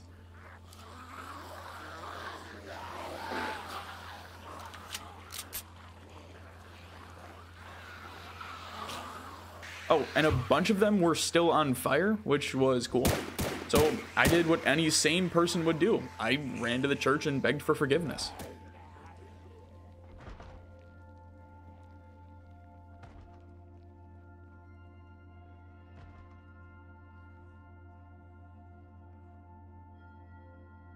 Except that didn't work and I lit the church on fire.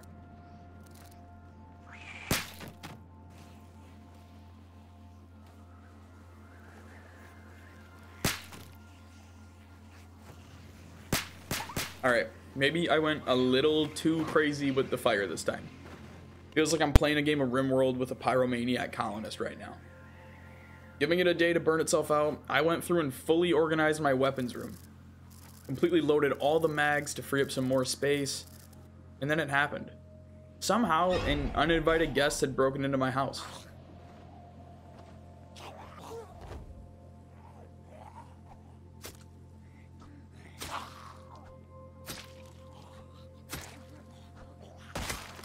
Cleared them out and assessed the damage, and the only thing I could think of that happened was a few stragglers must have seen or heard my car come back and followed me, breaking down both exterior doors and then following the noise up to the base before breaking a wall. Luckily, it was just a few of them, and I was able to patch the doors and the wall using some leftover planks from Spiffos. Spent the next day cleaning up the zombies and then dumping them outside the base. After that, I went up to the rooftop and harvested some of my potatoes, which brought me to level 10 gardening. 2 down, 25 more to go. And I bet you thought I was going to go a whole episode without gardening. On day 286, I went back to the mall to hoard more items for my skills and ended up spending the entire day just disassembling computers and TVs at the electronics store. I'm sure the electrical skill was super cool when it first came out, and it's probably pretty fun in PZ multiplayer where there's no Discord allowed and stuff like that, but there's really no use for it for me once I unlocked the ability to hotwire cars. It's also super cool to me that I've spent almost an entire episode living here and I'm still finding places in the mall that aren't looted yet. I spent all of day 287 disassembling the electronic junk at my base that I'd been saving all episode. Then I realized I'm an idiot and left all of those parts back at the mall that I could have used to craft makeshift radios.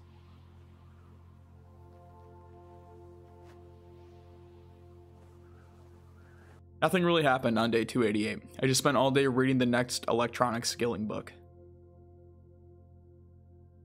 Now, if you were paying attention earlier in the video, there may be a thought on the back of your head.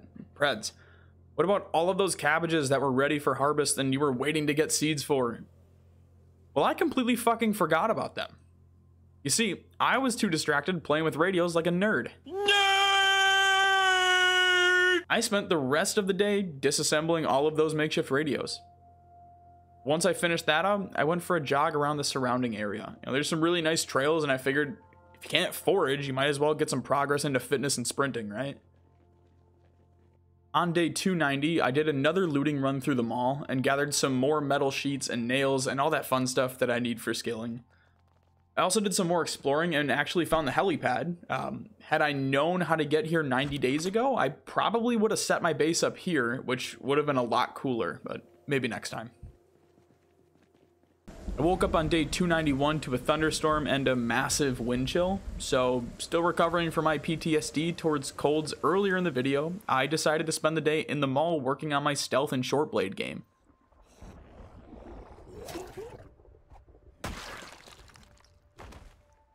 Oh, and I started collecting paint. Didn't have a use for it yet, or even a paintbrush, but I figured it'd become of use someday, so it's in the base now. On day 292, I channeled my inner Chris Kyle and got to work clearing out a small horde that I gathered on the back end of the mall.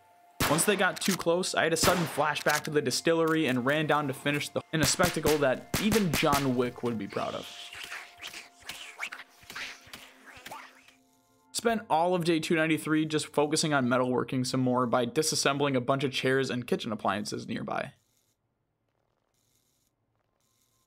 On day 294, I read through Metalworking Volume 3 and spent the rest of the remaining time looting all of the sticks in the area so that I could finally craft some spears.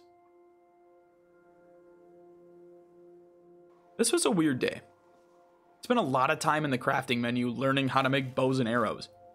I had some parts to make a bow and then some more parts that I could make for arrows, but I think there's a quote somewhere that's like, anything worth doing is worth overdoing, or some dumb shit like that. So on day 296, I went back into the mall to do a huge looting run to grab any and every material that could be used to craft arrows with.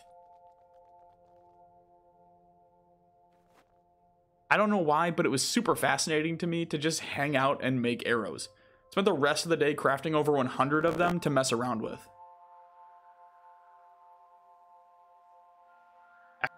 After like 2 weeks had passed, I finally felt confident enough to go back and assess the damages from the Molotov party I threw a while back.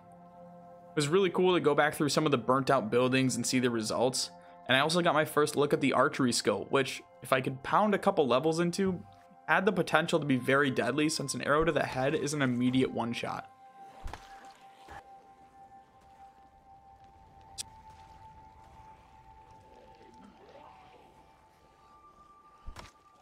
Spent the bulk of day 298 working on my electronics skill some more. When I finished up that, I decided to knock out some cooking to prep for the coming days.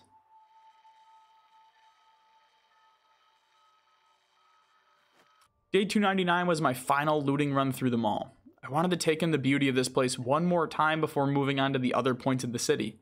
It had been a really fun 99 days, but I feel like you guys are probably sick of seeing the mall at this point, and to be honest, like, so was I.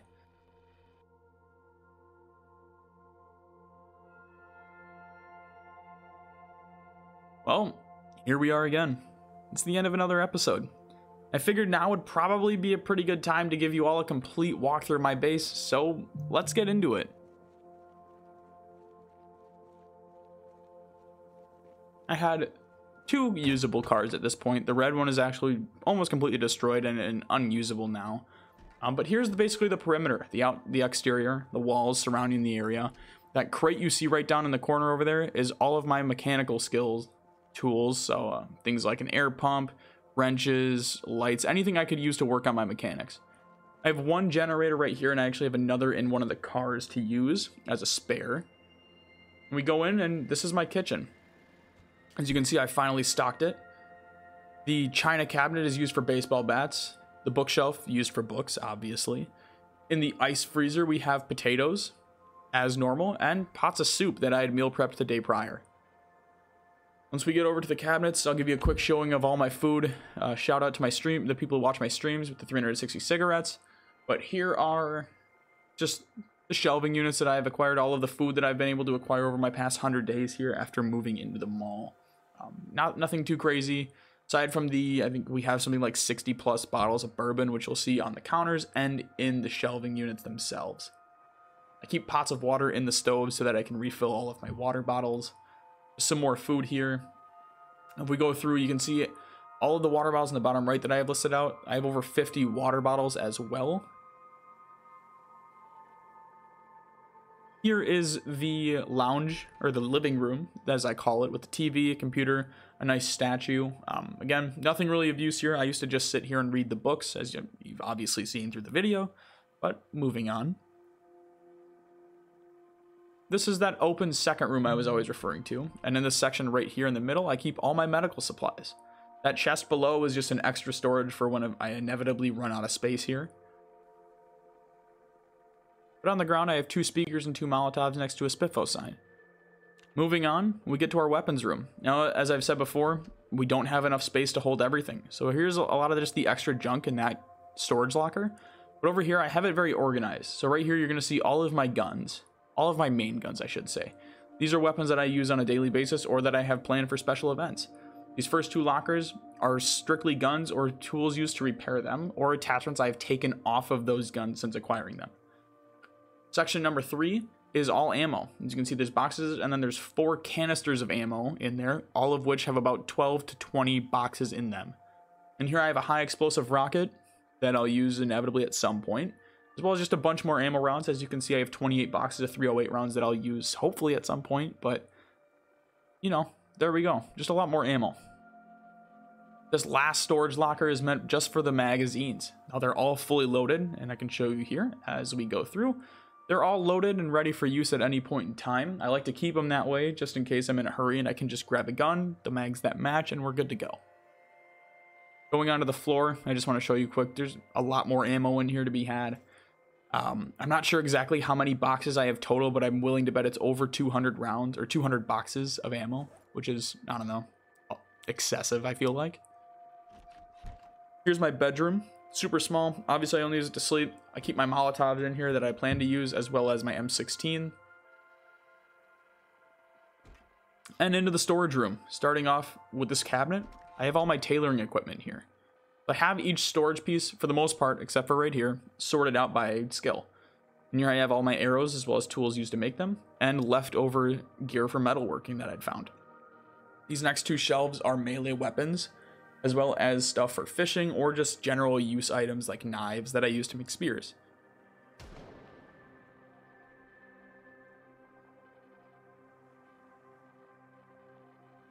After that, we have 2 full shelves dedicated to the electrical skill.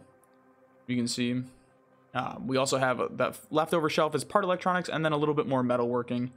And then in the back, almost every single shelving unit is put aside for metalworking. Propane tanks take up a huge amount of space, obviously, and so that was a difficulty to work around, but this is all just stuff I've been hoarding over the last 100 days. This last section of here is all crafting material, so garbage bags, nails, screws, sheets, twine, anything like that that needed a place to go if I didn't really have a place, just kind of all gets crammed here.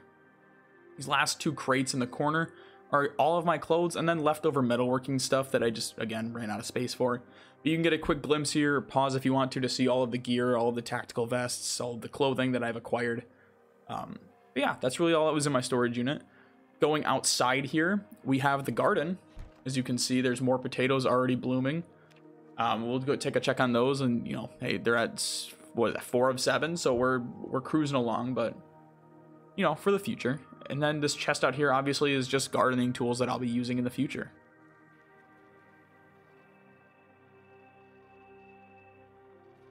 And finally, we'll go up to the rooftop where I can show you just the single object that I have up there right now. And that is one of the water or rain collectors from that gardening shop in the beginning of the video. So I actually found that and plumbed it into the sink below, so I have running water down there to use at all times. If you didn't know, that plumbing section actually cleans the water, so it's not tainted and you can use it at any point. Starting off on day 301, I wanted to spread out from the mall a little bit, so I found this mechanic shop on the other side of the city and decided to turn that into a makeshift forward operating base. I spent most of the day clearing out the immediate area so that I could set up shop. I also did some quick searching and noticed a car in near perfect condition, which was pretty cool. Because I brought almost no gear with me, I spent the rest of the day just loading up the car with everything I need to fortify the forward operating base and get some work done on the mechanic skill there.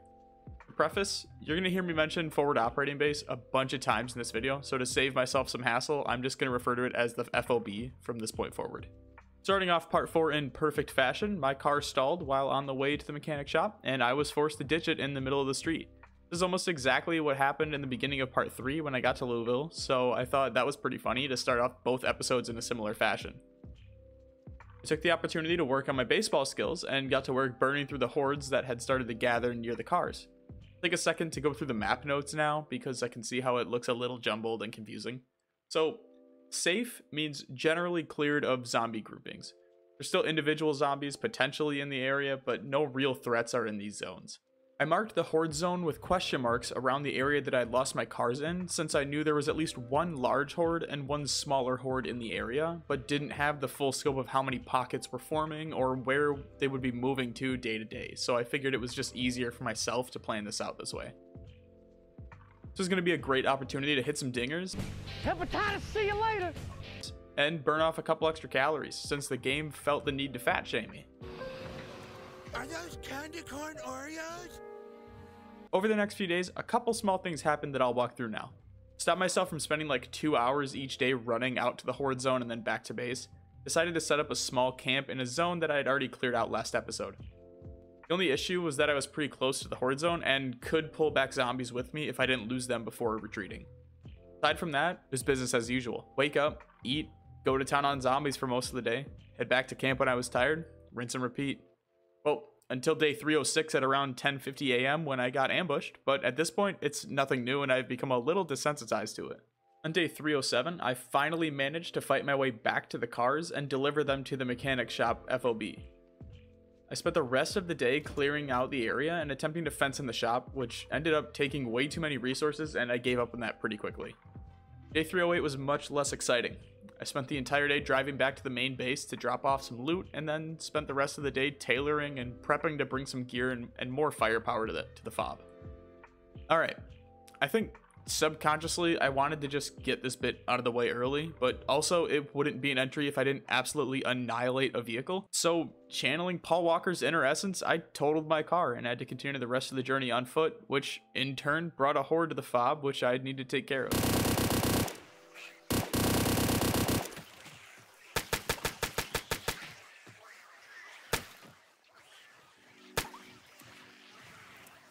Spent the majority of 310 fighting my way back to the wreckage and grabbing the gear that I was planning to bring along initially. After that, I took some time to clear out the immediate area so that I could work without risking a jump scare every couple minutes. By that, I mean I was immediately jump scared the next day when a zombie snuck up on me while I was working on my mechanic skill. Best thing about this is it took like 20 minutes to kill because I was too exerted to dish out any real damage.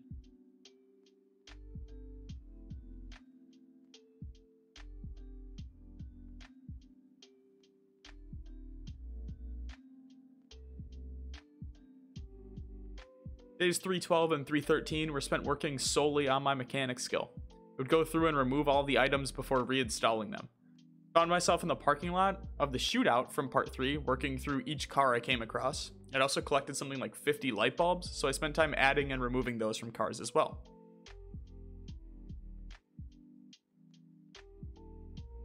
.314 was kind of a wash, nothing crazy really happened. I made it back to base early in the morning and slept for most of the day before driving back out to the fob. 315 was also super boring and kind of a waste of a day. I basically just sat around all day trying to fix my sleep cycle so that I wasn't getting tired at 11 a.m. and then waking up at 2 a.m. every day. Spent all of day 316 clearing out the buildings to the east of the fob.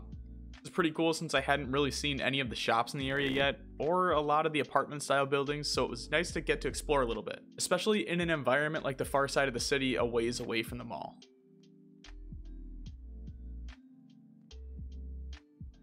318 was a day for more exploration. I didn't go crazy with it, just visited some sites to the left hand side of the fob, but I did level up my short blunt skill.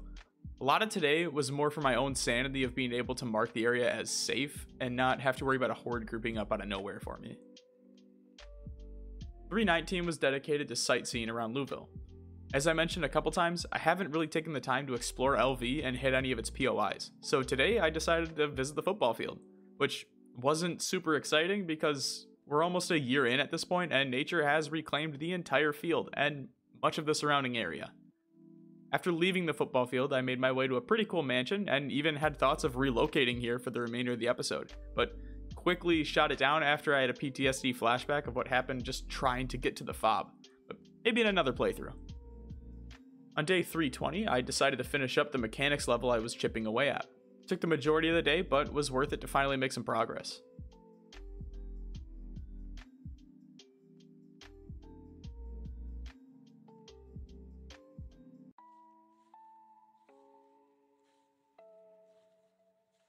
The only thing worth noting on 321 was that I drove back to the main base to drop off some loot that I had gathered while at the fob. Also gave me an excuse to get back and read the next mechanics book, which I spent all of day 322 doing. Day 323 was the birth of one of my dumbest but necessary ideas yet. So while I was exploring the surrounding area and fighting some zombies, I decided to test ways to grind my first aid skill. Now, obviously, I couldn't just run into zombies and hope I wouldn't get bitten. That'd be literal suicide. Now, I could dig furrows with my bare hands and scratch them up that way, but that's boring and you can only scratch your hands, which kind of limits your XP and the ability to do anything else. Then it hit me, quite literally in the form of a deep wound. If I happened to shatter a window, then climbed through it naked, I could scrape myself up badly enough just by hitting a key on my keyboard. On day 324, while exploring below the mall, I found an Ox radio station and got to explore it for a little bit before attracting some unwanted visitors. After fighting through a couple clusters, I went back to the radio station and may have went a little overboard with the first aid training. Day 325 was just spent trying to recover from my wounds as fast as possible. Spent stuffing my face and slamming some sleeping pills before crashing on the bed. On day 326, I made my way all the way out to the baseball field to see what the hype was about. Tried clearing out the zombies in the area, which led to me retreating into the stadium, because no one goes to baseball games, and up into the nosebleeds where I was attacked from behind by Seth Rogen. After that, I managed to pull off the best juke I think I've ever attempted in PZ. I'll just let it play out real quick for you all.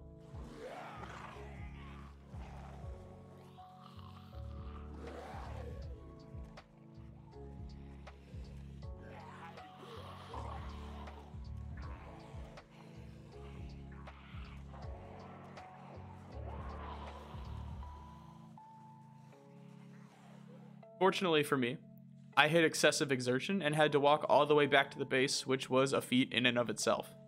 Since it took me so long to get back to the base the previous day, I woke up later than I would have liked. By the time I got into the car, it was way too late for me to do anything cool, so I just went back and did some tailoring and worked on some other skills to pass the time. So here's the thing. I can't fucking stand baseball. It is the most boring sport in the world to me. You can already see the comments coming in like, well, you just don't know what a real sport is, and it's America's pastime, man. Shut the fuck up. No one likes your stupid ass sport where you can't even start a damn season on time. It's literally the only sport in the world where you can be completely out of shape and still get paid to be a boring piece of shit. You think we want to win? Then we have to keep playing this boring game. Yeah! You hate this game too? Anyway, I have way too much bourbon to do nothing with, and a couple of you can already see where I'm going with this. Needless to say, this is my favorite moment of the episode.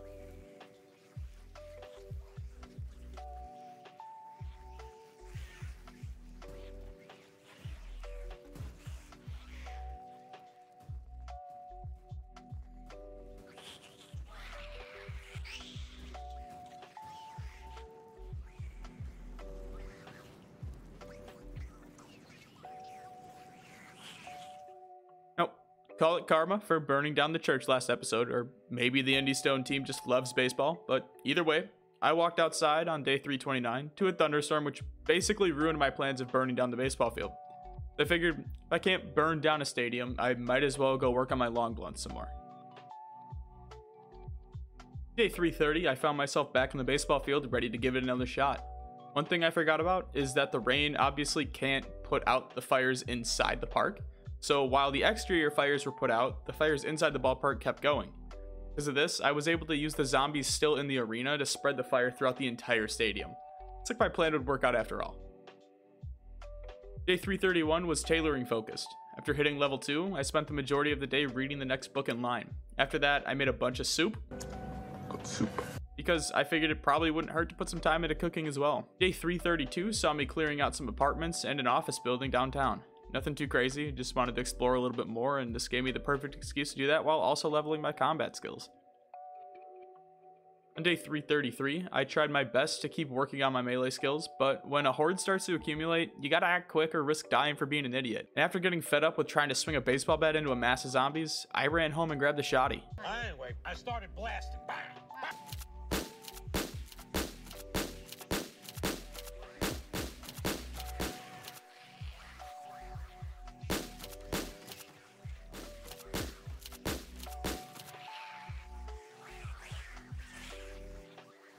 I wasn't getting anywhere with the shotgun, which was kind of shocking to me because they are arguably the best type of weapon in the game, but I don't know. Maybe it was because I had too much ammo to know what to do with, or maybe it was because it seemed like a cool idea, but I broke out the LMG to tear through the horde. This is one of those cases where guns just weren't doing the trick for me. Effective, yes. Efficient, not so much. There are basically two pathways here. You could hang out around the base and wait for the hordes to move out of the area. Take a couple days, but who knows? I could take it into my own hands through other methods. I think we all know which option I chose. Now, obviously, this ruins all of the loot on all of these bodies, and I get that, but I really just don't fucking care. I had more loot than I knew what to do with at this point, and after burning down the neighborhood, I couldn't care less. Yeah, I ended up clearing out a smaller horde with a shotgun and discovered the electronics store, so that was pretty cool.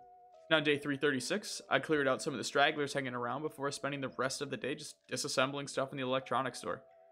Kind of a nice little break in between combat sessions for me. Day 337 was another boring day spent doing general maintenance around the base. Things like cleaning up the storage room and reloading all of my mags. Really nothing special. Day 338, I went exploring through some more apartment buildings. One thing to note was I found a window store and took one back to the base with me so I could work on first aid from the safety of a mall rooftop, which was right next to all my medical supplies conveniently.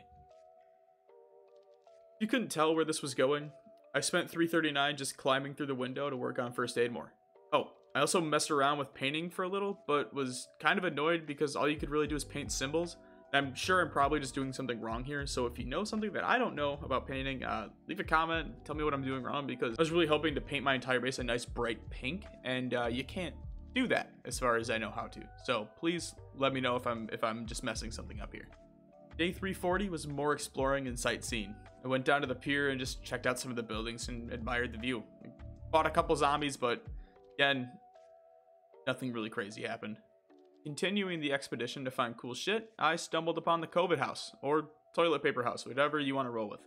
But seriously, I don't know if it was just a bug with loot spawn, or if it was intentional and a hilarious gimmick, but the house was loaded with toilet paper. Literally every cabinet and drawer had rolls on rolls of toilet paper, and I thought it was the funniest thing in the world. Definitely not what I was expecting to uncover while strolling through the city. Day 342, I found myself at the movie theater. I did the only logical thing that I could think of and tried to purchase Tickets to the SpongeBob movie! Apparently the staff didn't like that, and I spent the rest of the day dealing with the bubble blowing double babies that just ran at me screaming. Goofy, goofy, goober, goober, yeah! Okay, so gotta explain this real quick. If that didn't wake up some deep, fucked up, repressed memories of that movie for you as a kid, I'm just gonna say it, guys. You're a dork who probably never got to have scented markers as a kid. But me and my wife were living our best adult life, you know, going to bed at 7 p.m. and shit like that. But instead of going to sleep this time, we flipped through Paramount Plus. This isn't a sponsor, by the way. Fuck them. Give me your money. And found the OG SpongeBob movie, which I actually have a VHS tape of. And yeah, that's how old I am. That's some hardcore boomer material, guys, I know. But moving on. We found the movie and watched all of it. And I just sat there through the entire movie and thought, I need to put this in the video somehow. And I don't care how I get it in here, but I need to fit it in. So yeah, moving on. I think the trend of this episode is waking up late, because this is like the third time it's happened so far, and I promise it's not the last. But anyway, I woke up late and decided that instead of doing cool things, I'd just hang out around the vicinity and clear out some nearby zombies with the M16. Spent most of day 344 just working on mechanics and souping up another car to drive myself around in. Realized it was time for me to take a break from gardening, since all of my crops just kept dying. For some reason, I just couldn't remember when I needed to harvest my crops this episode, so every time I went up, they would just be dead, and it really just wasn't worth it to me at this point. Oh, I also finally brought in the popsicle freezer that had been sitting in my trunk for like 100 days. At 3:45, I spent the morning just disassembling that giant line of TVs that I had created over 100 days ago. Spent the rest of the day just trying out fishing with actual gear and not just a spear this time, which was so much nicer since I could actually catch shit. So I know I haven't spent much time fishing since part 1, but this is around the time that 41.66 came out, and I heard that they were reworking fishing to be more of a minigame. And after watching the destruction of foraging, I really didn't want to go through that again, and decided it was going to pound out as much fishing as I could and hopefully max it before build 42 made my life way more difficult than it needed to be. Anyway, spent all of 345 and 346 fishing. Whenever I ran out of bait, I just grabbed a shovel or a garden hoe and dug furrows to dig up some worms to use. On day 347, I noticed I'd hit fishing level 2, which must have happened on day 346. So I spent the day just reading Fishing Volume 2 and gathering more worms for bait. Days 348 and 349 were spent fishing. I know, super exciting stuff. Oh, I also started planting a massive garden of potatoes, but hang with me on this one because I have an actual use for them this time. And I know I just said I was done gardening for a while, but we're back. On day 350, I finally had to face the fact that my freezers were full of fish and I had nowhere to put anything else. So I decided to try my hand at cooking. So good and tasty. That went about as well as you'd expect, given that I forgot that the oven I was using also had 2 sides and ended up burning 6 pots of food. So I think now is a good time to talk about the structure of this episode. With this series, I basically go through and create a storyboard that's organized almost down to the day, full of ideas, building plans, base ideas, all that fun stuff. Well, for part 4, I had around 85 days worth of ideas planned out and structured, starting with that FOB that I haven't even mentioned in like a month. That's because I realized that the moment I actually followed the storyboard for this episode, the game got incredibly boring, and I basically just scrapped the entire storyboard about 10 days in, which explains why everything feels so random and chaotic, at least to me. Hopefully it doesn't to you, or if it does, hopefully it's still entertaining enough for you to find some joy in. But a lot of what you're watching is just me doing whatever the fuck I most felt like doing at the time, which has brought a lot of enjoyment back to grinding my skills. Alright, enough of that. Let's get back into the funny stuff. Day 351 started with a fuel run. I usually don't show these because nothing worth noting ever happens, and it's usually just me running here, fueling up, and dipping back to base, but fuck it, it's here now and it's staying. On my way home, I decided to stop by the movie store to pick up some special VHS tapes. Spent the rest of the day just watching some of the movies I got a hold of. Spent the morning of 352 just watching movies until I realized that I had hit cooking level 6 at some point, in which case I went down to the bookstore to find the final 2 cooking books. After searching through the entire bookstore, I could only find volume 4, which kinda sucked, but at least I had that. Oh, and I also grabbed the rest of the trapping books as well. I wrapped up volume 4 around 3:30 the next morning. Woke up late, again, on day 353, and decided to just spend the rest of the day fishing more. Told you it wasn't the last time. Sorry guys, I gotta get in one of these while I can. Spent the entire day cutting down trees for something that you'll get to see tomorrow, but until then, enjoy this mini montage of me cutting down trees and sawing them into planks.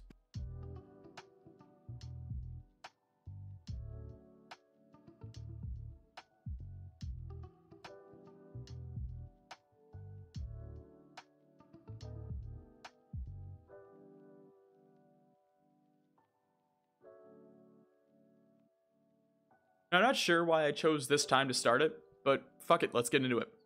Building off of the wood I collected yesterday, I built enough traps to feed Ethiopia for a fucking week. The goal was to set enough traps that I could power level my trapping skill within a couple days.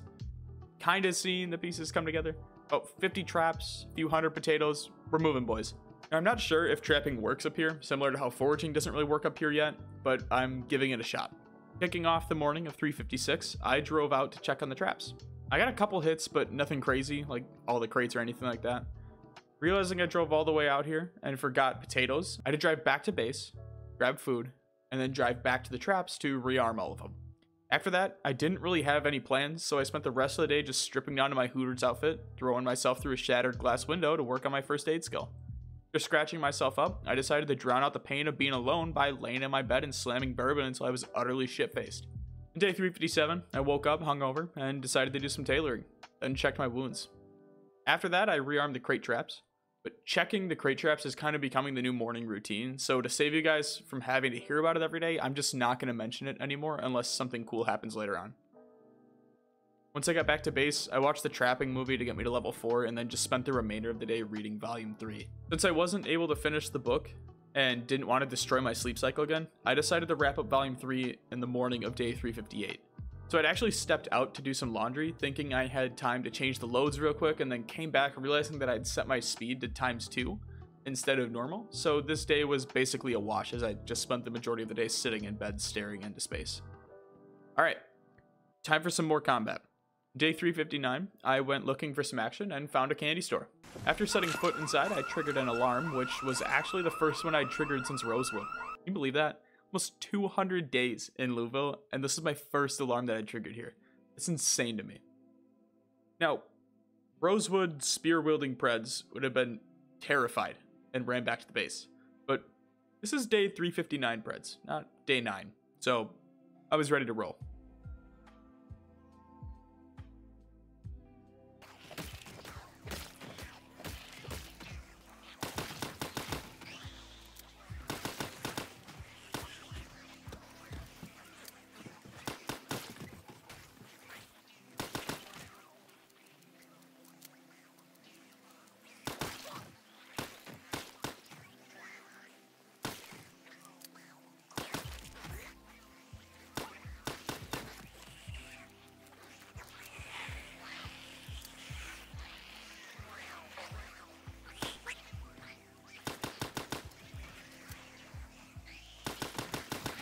Day 360 was spent roaming around Louisville, just clearing out random buildings that I thought looked cool.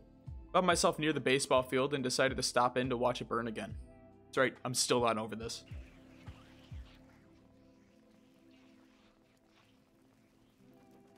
On day 361, I did the noble thing and gave a giant fuck you to the Lorax before slamming my car into a tree. If you're keeping track, please tell me how many cars that is, because I've lost count by now.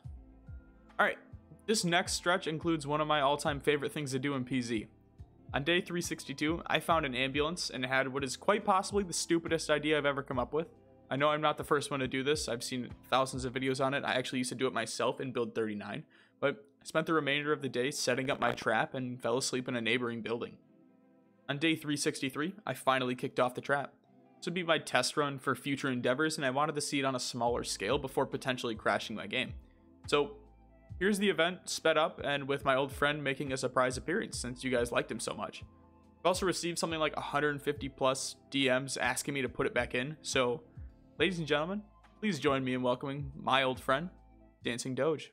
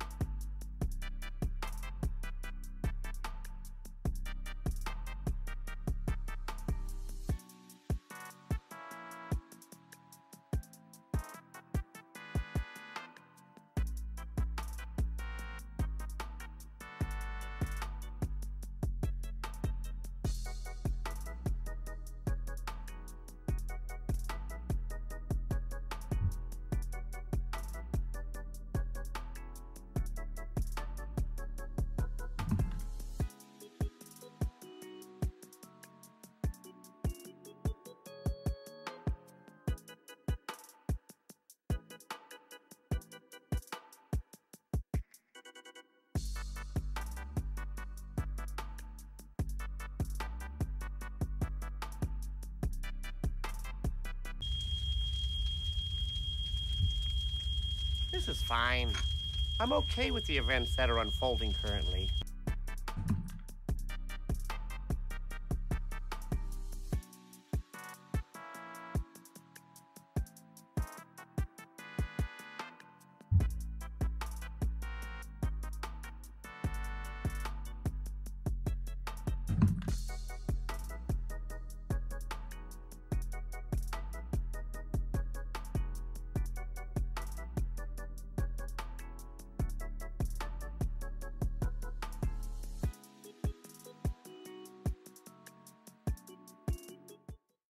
I hope you enjoyed this masterpiece, and now, back to the episode. Day 364 was a break from the action. I spent most of the day fishing and digging for more worms. And if you want something to be excited about, I hit fishing level 3, so cheers to that. Day 365, I woke up late and just spent the day working on mechanics some more. Nothing crazy, just the same formula from the beginning of the episode. Also, we've officially made it a year, so that's pretty cool. On 366, I spent some time organizing my storage shed and remembered I had a shit ton of arrows, so I decided to spend the next few days burning through my arrow count. Of course, I still had a WMD with that ambulance Molotov combo, so I decided I needed to step it up a notch. I had a plan, but it was a little too late in the day to do anything, so I spent the rest of my time just making as many arrows as possible before going to bed. The morning of day 367, I woke up and drove out to the suburbs where I subsequently burnt down the entire neighborhood, while also working on my bow skills. I rigged the same setup of blaring the siren and then dipping out behind some buildings, and this was a little easier than before since all of the houses were fenced in, so I could just climb over them as long as I wasn't too exerted. It was a lot of fun, but I realized pretty quickly that archery was going to be a drag to level. Possibly the slowest active skill in the game, if I had to guess. I'm not sure the benefits you get from leveling, but I'm hoping it's something like better headshot chance and a faster reload speed. Otherwise, we're going to have some problems later on when this is the last skill left for me and I have to figure out a way to grind out 8 levels when you get less than 1 XP per headshot. I had a couple skills that I was close to leveling, so I chose to commit to those, specifically long blunt and sprinting. Spent days 368 and 369 doing just that. It wasn't difficult by any means, and it basically followed the same premise of sprinting out to an area, finding a small group of zombies, killing them, resting, and repeating. On day 370, I finally hit Mechanics Skill 5, and spent the rest of the day just disassembling all of my electronic stuff. After that was finished, I geared up to fight before realizing I was at critical damage from not eating all day.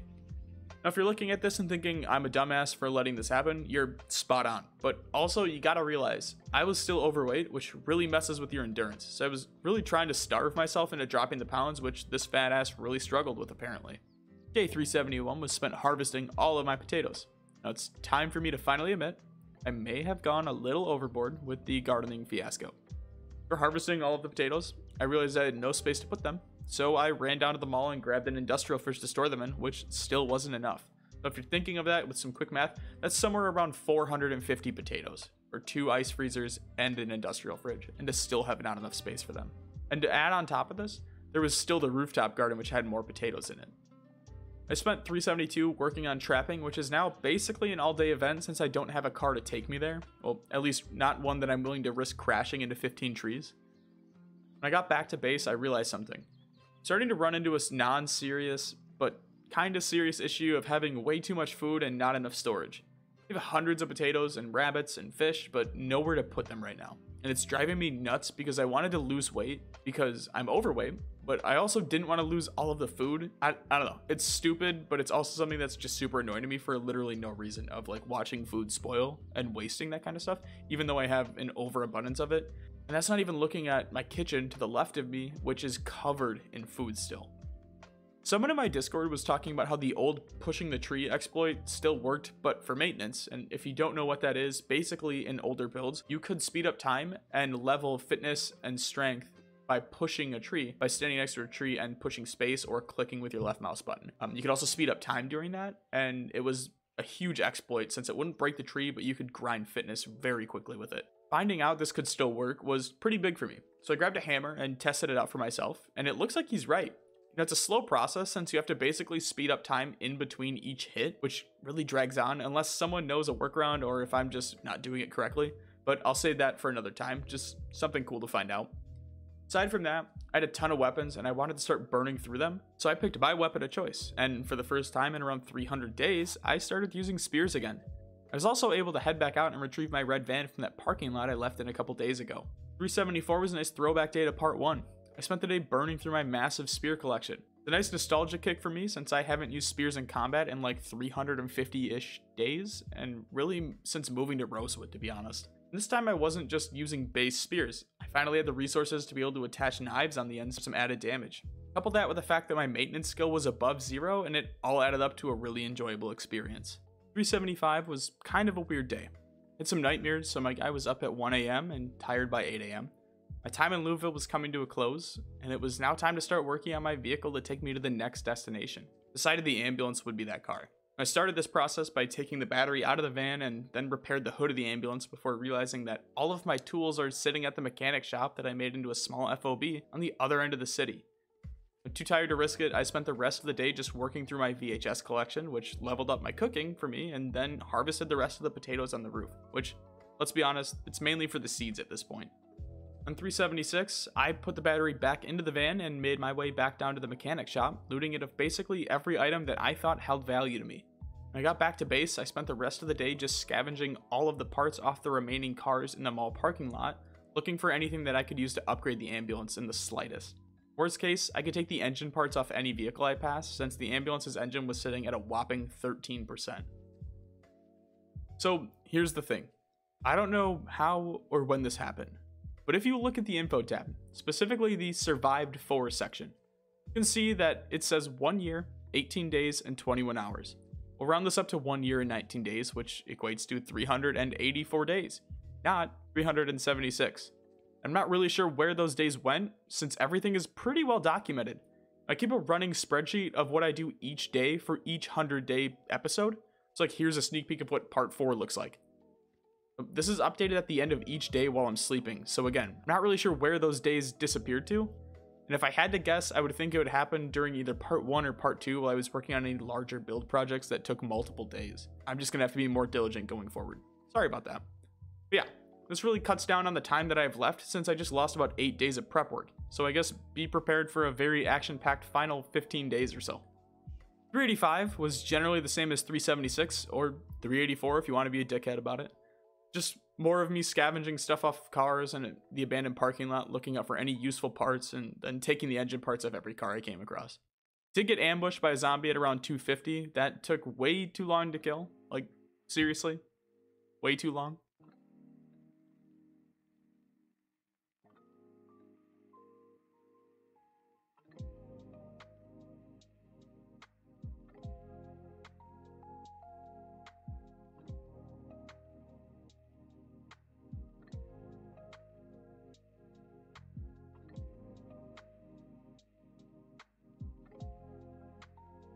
By 5 p.m., the car was about as set as I was going to be able to get it, so I decided to switch gears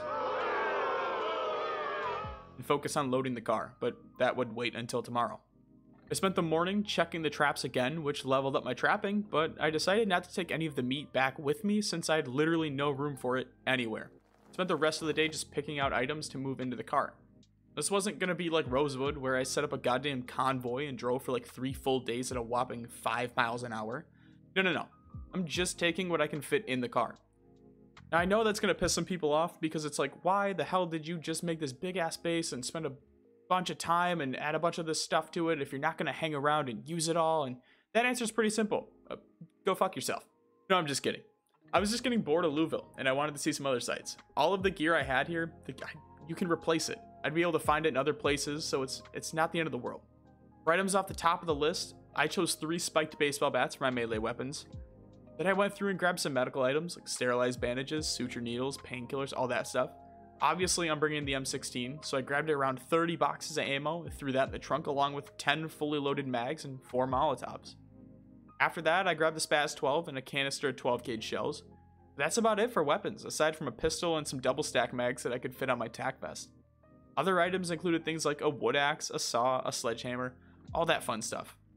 Now, obviously, I had a shit ton of stuff here to burn through, so I figured I'd better start now. I had 3 axes between a fire station axe and 2 hand axes, so I decided to focus on those until they broke. Started collecting sweaters and jackets so that I could burn through my tailoring gear as well. I also found a new dance book, but whenever I tried to read it, zombies kept coming up to me, so I had to take it back to the base and test it out. Day 388 was much of the same, mindlessly roaming the city searching for zombies, wiping them out, and then going back home. Only thing really worth noting is I leveled up my axe skill, which was pretty cool. But here's where you can start to see the wear and tear of 200 days in a city, even like Louisville, even the size of Louisville, right? After 200 days, if you don't want to risk driving your car out, and I know a lot of you aren't like me and you don't total 20 different cars in 400 days, but when you only have 1 car left, you're not willing to risk driving that out and getting it lost in a horde. So I was spending a lot of time walking several hours in one direction, fighting for a couple hours, and then being forced to walk all the way back. So I know it sounds like you have all this time to really fight through hordes of zombies at your will, but in reality, once you clear out the initial area, you don't have a lot of stuff to do. So a lot of this is me searching for hordes to find or trying my best to gather up as many zombies as possible before burning through my tools. 389 was a textbook definition of poor time management. Spent the morning doing some tailoring, or at least what I thought would only be the morning, but ended up being most of the day burning through my tailoring resources. By that time, realized it was a little too late in the day to do any combat, so I dumped all my cooking pots and started meal prepping from scratch again. 390 was also spent cooking, just another grindy day now that we're in the home stretch. After wrapping that up, I started doing suicides by the water to work on my sprinting levels. Started off day 391 with some more sprinting, but realized really quickly that it's super boring and decided to go mess around with weapons again. Spent the rest of 391 and all of 392 just roaming the streets looking for small hordes to burn through. The whole time I was doing this, I started to feel a little overwhelmed with the fact that I had literally 4 shelves of weapons that I would never get to touch, as I realized I was nearing the end of my time in Louisville. You might think we'll just stay a little while longer and leave in a couple more weeks or so. And that's a fair argument, but I just like to keep everything tight, and I think 200 days here, while maybe not enough to fully experience everything LV has to offer, is more than enough time for me to get a little sick of seeing the same sights every day. So I thought I only had 3 axes, but when I was going through the storage shelves, I found 5 more axes. So I tried to make the most of the time I had left here and went on a mini rampage. A couple hours in, I found a weapons locker in a random building I ducked into, and found an RPG in it, and had an immediate realization that I had a rocket back at base that would fit just perfectly with this. Now, wanting to pump in some excitement, I grabbed the RPG, loaded the rocket, decided to see what kind of crazy shit I could do with it. I figured the best course of action would be to round up a small horde, and then bring them into a building to light them up, so I got to work. Around 10:40, I'd put the RPG away because my cat was laying in front of my keyboard, and I didn't want him to click on my mouse for me and accidentally fire an RPG into a zombie 2 feet away from me. I know it sounds ridiculous, but he's done it before. So I finally got to fire off the RPG, and it was kind of a buzzkill, to be honest. Like, yeah, the fire was cool, and I got to burn down a building, which is always fun, but I gotta say, like, I was expecting a little bit bigger explosion. So maybe next time, I don't know. On day 395, I decided to dedicate the entire day just to sprinting, so I could check that off the list. A pretty good system down where I could click to walk and hold on the far end so that by the time you reach the corner, you could release the click and I'd run all the way back to the other end. And I also moved a chair out there for when I hit exertion so I could rest.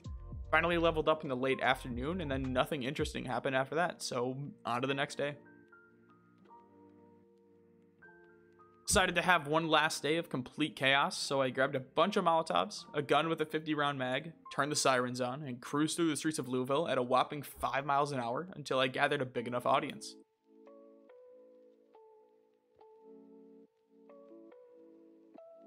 And my favorite thing to do is to kite a horde of zombies that are on fire into buildings, and then watch the destruction completely unfold. I did a couple loops, and then routed them as close to the building as possible so that it'd eventually catch.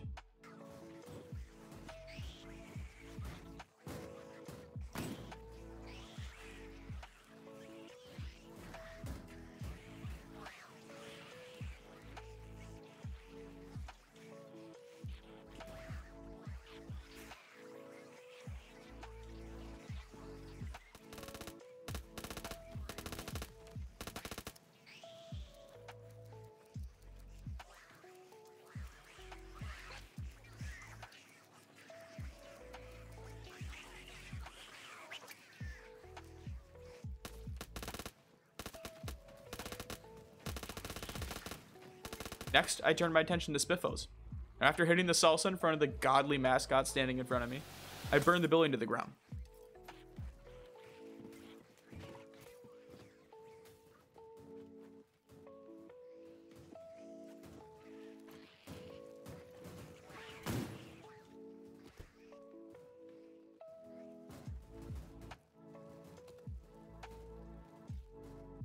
Satisfied with my work for the day, I headed back to base and tried to pound out that next fishing level so I could cram in that book before leaving.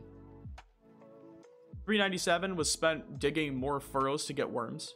And once I had enough, I went right back to fishing. Nothing crazy, just more grinding until my second pole had lost its line. I didn't want to commit to using all of my fishing line, so I decided to try spearfishing again.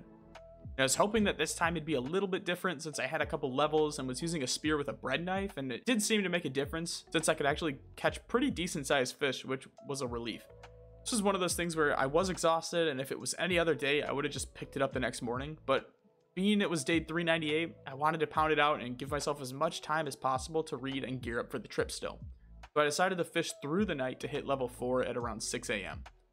Coincidentally, I also leveled up my cooking by filleting all of the fish that I was catching, so I decided to spend all of 399 reading as much as I could until I realized that I didn't have either of the books I needed. So back to the library. I couldn't find Cooking 5, so I decided to cut my losses and focus on knocking out fishing. Now, looking back, I should have known that I wasn't going to find Volume 5 for cooking since I had already looked for it in the same exact spot about 50 days ago. Whoops. I'm sure I'd find it eventually. I mean, we're not even halfway through this series yet, and I've got some time.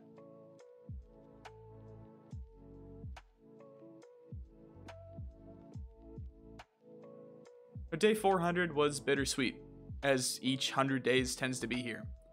So it's one of my favorite bases that I'd ever created in Project Zomboid. And I know it wasn't super complex and it was relatively basic, but I enjoyed my time on top of them all. Blueville in and of itself was an experience that I'd never forget. Last 200 days were some of the most fun I've ever had in a video game. I'm excited for what the next chapter is going to bring. Before embarking on my next journey, I decided to give the infamous mall the only send-off I could think of. Fitting, don't you think?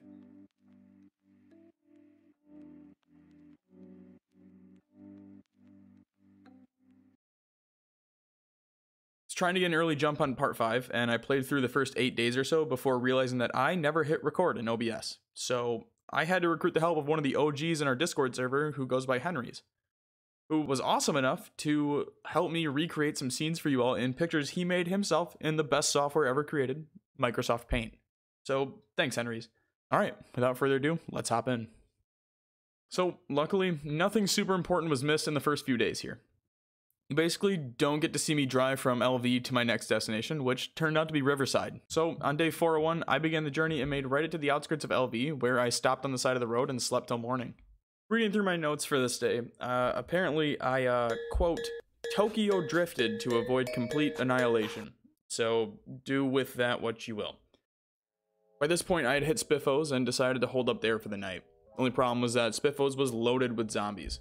I spent most of the afternoon and evening just clearing out zombies in the area, which was way more difficult than it should have been because I was completely exhausted. Best thing that happened today was that I leveled up my nimble skill, which, okay, that's exciting, I guess. On day 403, I tried to dodge a barrier in the middle of the road and hit a tree, totaling the ambulance. So we made it 3 days. Marked the location of my totaled car on the map and made my way back to Spiffos to see if there were any usable vehicles there. For reference, here's a screenshot of where the ambulance crashed in comparison to how far away Spiffos was. I was able to make it back and hotwire a car in the parking lot and then use the rest of my gas to fuel it and bring it back. I decided to tow the ambulance instead of just transferring gear and leaving it since I figured it was a valuable resource and I'd probably need to use it in the future. Only problem with that is it slowed down my trip exponentially. Every time my car would shift gears, I'd lose any pull I had and the car would grind to a halt. So I spent the majority of the time just trying to keep the van in first gear. Decided to pull over around 10 p.m. to sleep, and right when I pulled over, I realized I could just siphon fuel from the ambulance to get me to my next destination, which was a huge relief. Around 10:30 on day 404, I tried to get around a simple roadblock, and after about 20 minutes, I took a look at the map, and after seeing how much farther I still had left to go, I made the tough decision to move as much gear as I could into my van, and then cut the rope tied to the ambulance. It's a really tough decision to make, but it was definitely needed if I didn't want to just spend the next 2 weeks driving 10 miles an hour and spending hours just to get around a simple roadblock every time I came across one.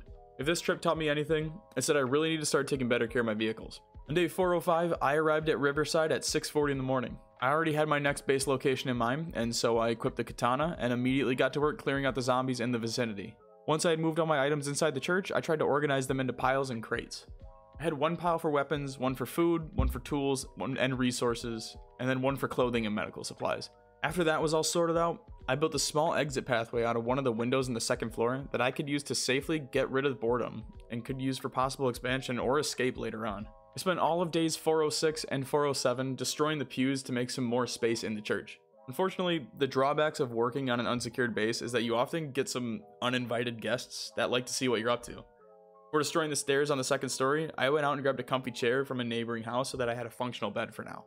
After that was set up, I broke down both sets of stairs. On day 408, I added an escape rope down to the lower level of the church. After that was set, I destroyed all the windows in the lower level with a sledgehammer before walling them off to prevent any zombies from breaking in. Started off 409 by doing a looting run through the gated community. Here's around the time that I realized I wasn't recording, so let me give you a quick overview of the base. Luckily, I haven't done much to it yet, so it's still kind of in its shell phase.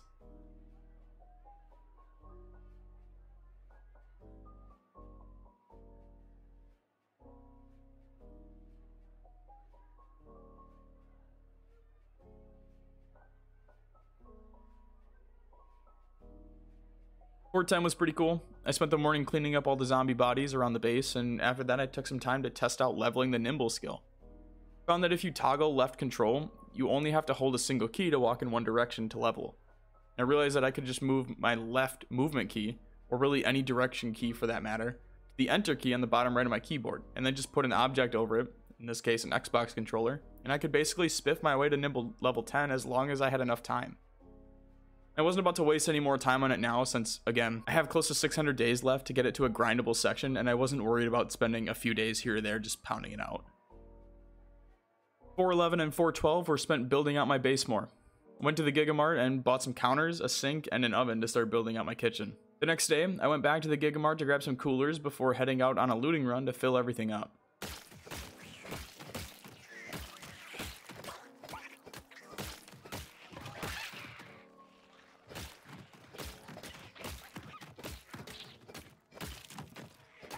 From there, I went through and grabbed the island and some bar stools to add to the aesthetic.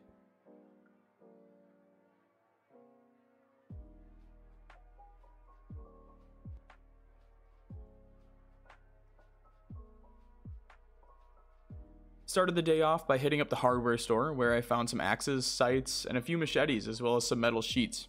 I was going to make a gate, but I realized I need 3 more metalworking levels, so that plan got put on the back burner and I spent the remainder of the day just grabbing some shelving units for the storage room.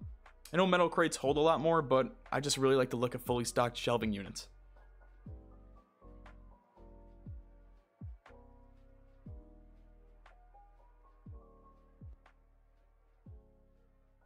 On 414, I hit up the Gigamart again to find some resources to use for lampposts until I realized that the church had lights in them and I had just never turned on my generator. Oh look, an idiot!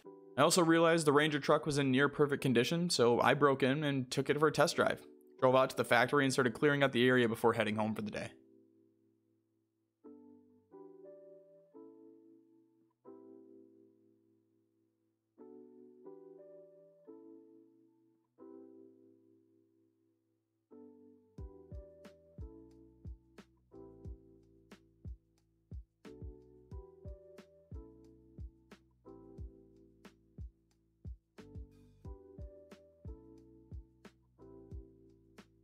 I'd planned on going back to the factory on day 415, but there were so many clusters of zombies in my area that I decided to just spend the day clearing them out.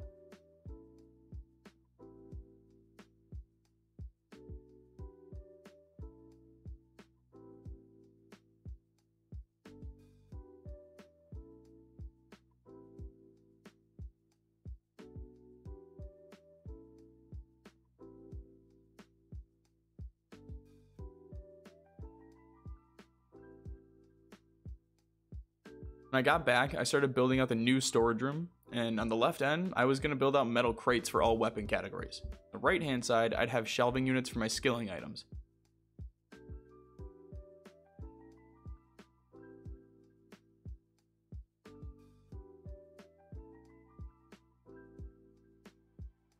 Started off the morning by working on my nimble skill some more. Just to clarify now, I like to start my days in PZ between 5 to 7 a.m. every morning. So in the morning, when I wake up before then, I'm just planning on training my nimble skill. This will help me level it off screen since it's arguably the longest skill to level, and definitely the most boring to show. So I'm using the same setup I talked about earlier, where I'm swapping keybinds and just putting an Xbox controller on the enter key. And I'm walking into a fence, or a wall, or whatever really is closest to me. I chose these spots since it will prevent my character from getting bored and is the safest spot in my base. After working on that, I went back to the Gigamart again to start disassembling items and grabbed another shelf. When I got back to base, I started to organize how I wanted my storage room to be set up a little more. My next goal regarding the base would be to hit mechanics level 7 so that I could work on a garage for my cars. I decided to drive out to the bar to grab some stuff for my home and triggered an alarm immediately.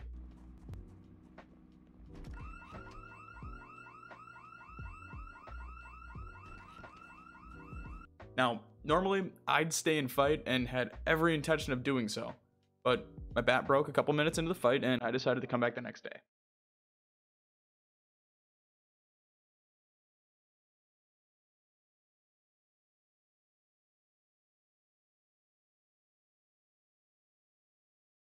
On 4/17, I woke up and immediately drove back out to the bar, expecting maybe 20 or 30 zombies.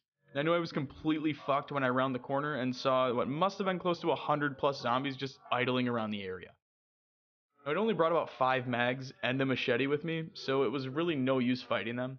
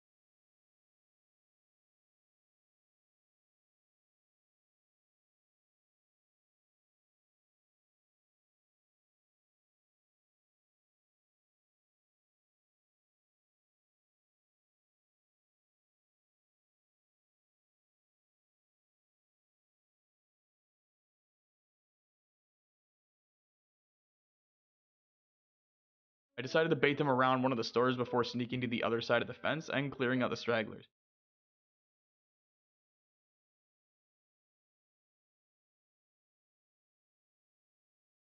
After that, I quickly looted the bar and headed back to base.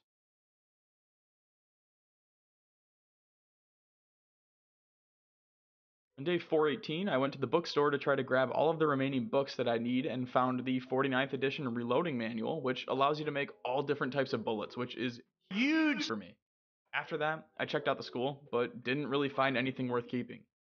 Still trying to figure out how I want to design the base so I could potentially use some of these lockers for clothes or other items, but I think there's just some better options in the surrounding buildings that I could use. On 4/19, I went to the clothing store and grabbed some racks to use for a walk-in closet, and I'd spent the rest of the day just building that design out for myself.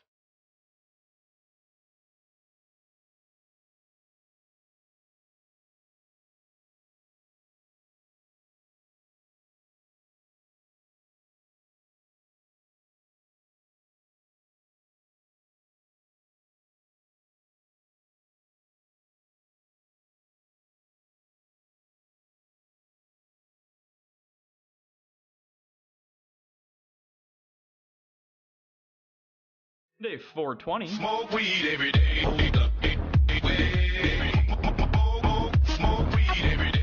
I finished up the closet and started working on a garage section to the base. After that, I smoked a whole marijuana cigarette and OD'd on my couch while watching Barney. Don't drugs do, kids?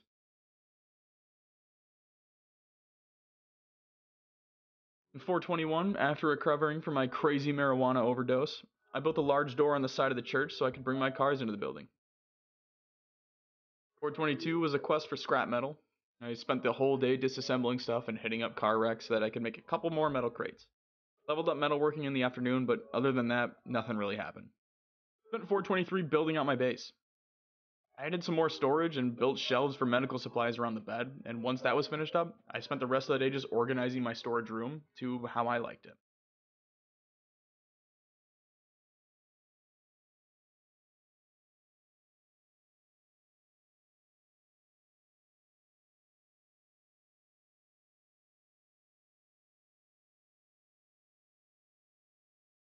424, I went back to the factory and looted it for basically everything it had. A ton of metal sheets, tools, melee weapons, and gravel bags.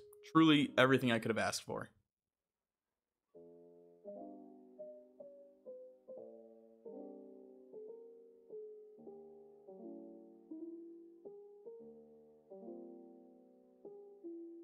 .425 was spent clearing out zombies around the area.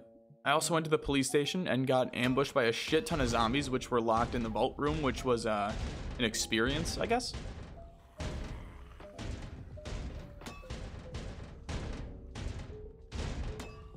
NANI?!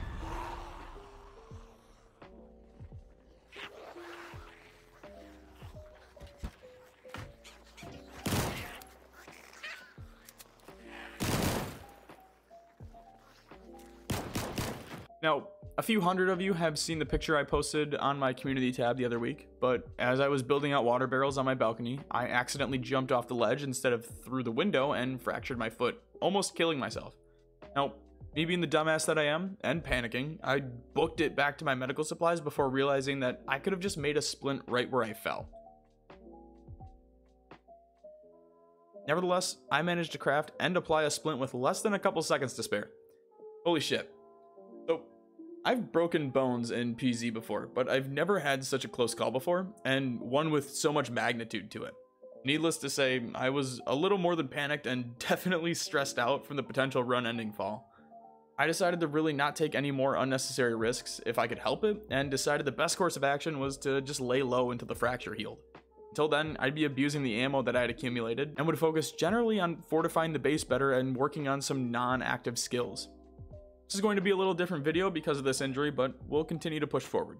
I spent the morning clearing out a couple zombies near the woods before spending the entire day foraging, and thank God they fixed the spawns for this. I'm gonna be honest, I'd still rather let Bill Cosby buy me Arby's than spend another day foraging, but there's not much else I can do right now with a busted foot.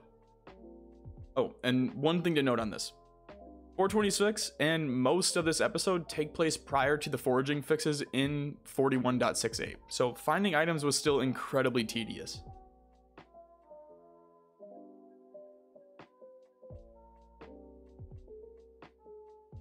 Building off of the extremely exciting event that was foraging, I decided to spend the entire day just dicking around with tailoring. Now, I just learned this, and maybe I'm just an idiot, but if you didn't know, you can grind out tailoring on one item instead of using a bunch of different clothes. So, you get XP for both patching and padding clothes, as well as removing those patches. So I chose the army coat and all my leather strips, which was a dumb mistake looking back, but basically spent the entire day grinding out my next level for tailoring so that I could spend all of 428 just reading the next book for it. I spent most of 429 walking through the neighborhoods, just kind of exploring the void that is Riverside. One thing to note here is I triggered 2 alarms, making this 3 alarms 30 days into this series, which is nutty to me, since I triggered a grand total of 1 alarm in 200 days at Louisville.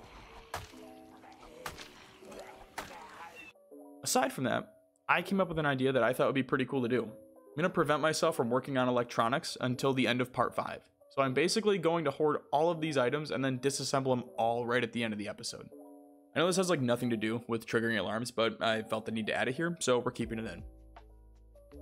Started the day off for 4:30 with a run to the gas station where I refueled the car and all my gas cans, as well as took an ice freezer. After that, I went out to the fishing hut on the far end of the city and looted 4 more fishing poles and some more fishing gear. All in all, a pretty good haul for 2 POIs. Spent the day just exploring and looting the gated community. I got a message from one of the OGs on my Discord server, Kettle, around 8:20 in the morning with an important message for you all. But other than that, this is a pretty quiet day. Found some useful items like knives, food, all that fun stuff, and I even came away from it all with a bird bath, which I'd never actually seen before in PZ, so that was pretty cool for me. In 4:32, I woke up and checked my fracture to see that the foot was fully healed, which was super exciting for me. After realizing that, I scouted out an area that I could train some fishing in and spent some time foraging before heading back to my base. Nothing crazy happened today. Spent most of my time just familiarizing myself with Riverside since it's been a while since I've been here. After I wrapped that up, I spent the rest of the day just condensing my thread, which was super boring and totally unnecessary, but something that I felt a compulsive need to do. Spent the entire day out at the storage facility on the outskirts of Riverside. I never realized just how many generators there are here. If you're new to PZ or struggle with generators early on, I highly suggest spawning at Riverside, going out to the storage units, and turning that into a base. It's a really great location. It's got tons of potential and some nice fencing to keep zombies out in bulk. Seriously though, I must have seen like 20 plus generators there. I also found 2 gun safes with a ton of cool weapons and ammo. Not wanting to have a massive arsenal for such a small place, I grabbed an AR and a Glock and kept it moving. Also, I've never messed around with concrete or plaster, so I just grabbed all of it that I could find and made plans to mess around with it at a later date. When I got back to the base, it was too late to really do anything else, so I dumped everything on the floor to sort out tomorrow.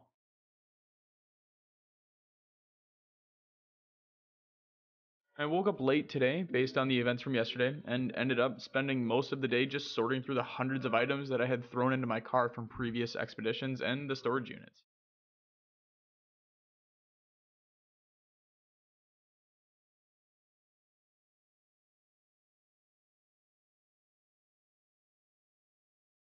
After I wrapped that up, I decided to mess around with plaster for a little bit.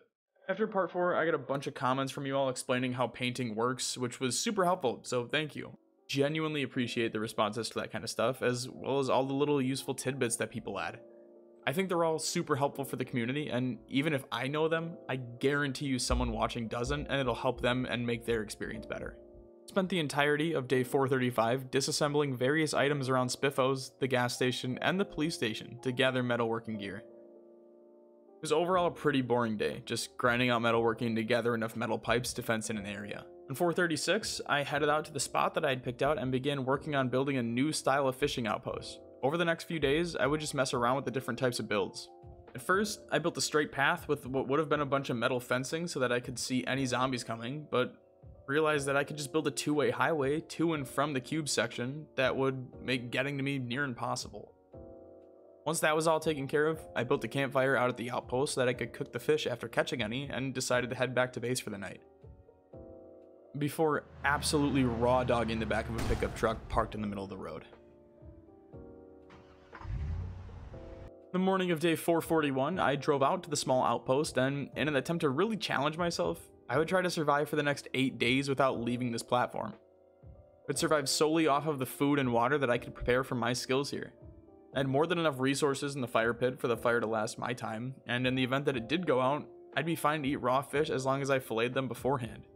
I did bring out a bunch of tailoring gear and the next books for both tailoring and fishing so that this wouldn't be a complete waste of time. This is going to be more of a struggle with boredom than an actual mechanic struggle. Day 1 of this mini challenge was about what I expected. Spent the morning fishing the area dry and subsequently cooked all the fish and began boiling water to fill empty bottles. This is going to become incredibly boring if I couldn't think of any other ways to pass the time. My second day out here, I just spent it fishing again. After I finished that, I filleted what I caught and stored it in the fire pit for later. 443, my third day here, I spent literally the entire day tailoring. And I don't mean like 8 hours. No, I literally from the moment I woke up until 8 p.m., I spent all of that time just tailoring. And 444 was much the same. I would fish a spot dry and then fillet and cook the food. I caught a massive fish at one point, which I think is the biggest I've ever caught in Project Zomboid. And I thought that was pretty cool since the fillet was like 70 hunger, which is how much I was making with 4 pieces of meat for a stew with the meat I was getting from other fish. On day 445, 5 days in, I gave up. This was so fucking boring to me. Nowhere to go, nothing to explore, just sitting here doing the same shit over and over again, which I realize has been the whole theme of this series, I guess, in a way, but you're just kind of moving from one location to the next and doing the same shit over and over again. But this sucked. I went back to the base and spent the rest of the day just sorting through all the gear I brought out there, which now looking back was a complete waste of time. I'm not gonna lie. Going from Louisville to Riverside was like going from banging the preppy cheerleader to holding one of the fat tuba girl's hands. Just fucking brutal. Spent the next day exploring some of the mansions in the gated community and working on my combat skills. I leveled up my axe skill again and turned my attention to Longblade. Eventually decided I was going to go back through and disassemble everything for more metal pipes and rods, but that could wait until tomorrow. So I spent the rest of the day just trying to clear out as many zombies that I could with my machetes. I went door to door disassembling anything that was related to metalworking on 447 before realizing that what I really should have been doing was tearing down the gates separating the mansions from the hordes of peasants outside. That was going to give me the metal bars that I'd been looking for, not disassembling sinks and stoves. Like, the fuck was I thinking? I decided I was going to dedicate day 448 to rounding off some skills, most importantly, fitness and Longblade. Knocked out fitness right away in the morning by doing 60 minutes of crunches. I look like a guy who's been hitting the gym. And then proceeded to go on a killing spree through one of the side neighborhoods to take care of Longblade level 4. I also figured out an easy way to level my first aid skill passively, which was just to climb through a shattered window whenever I needed to get into a building, and then bandage myself accordingly. At this point, trying to come up with passive but proactive ways to level my skills that will keep this from becoming a grind fest, and so far, even if it makes the game more difficult and a little bit more dangerous, it seems to be working out well.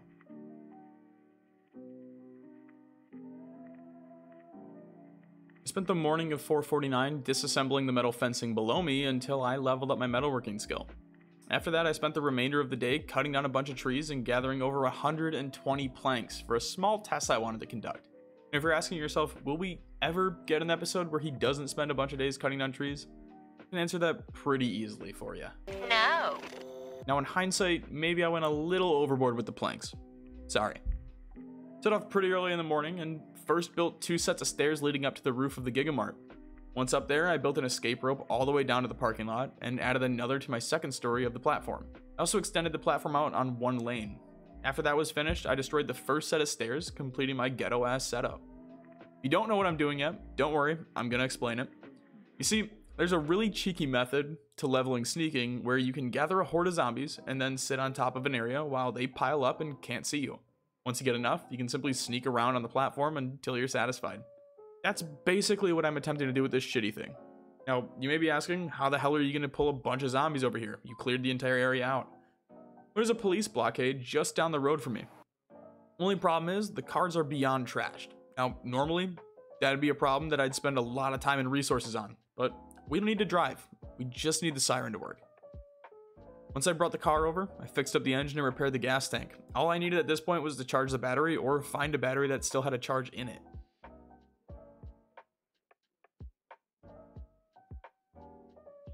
I went out to the mechanic shop by the self-storage the next morning and looted it for everything it had, which unfortunately did not include a battery charger. I heard they can also spawn at gas stations, so those became my next targets. Luckily, there was one right down the road, so I hit that up.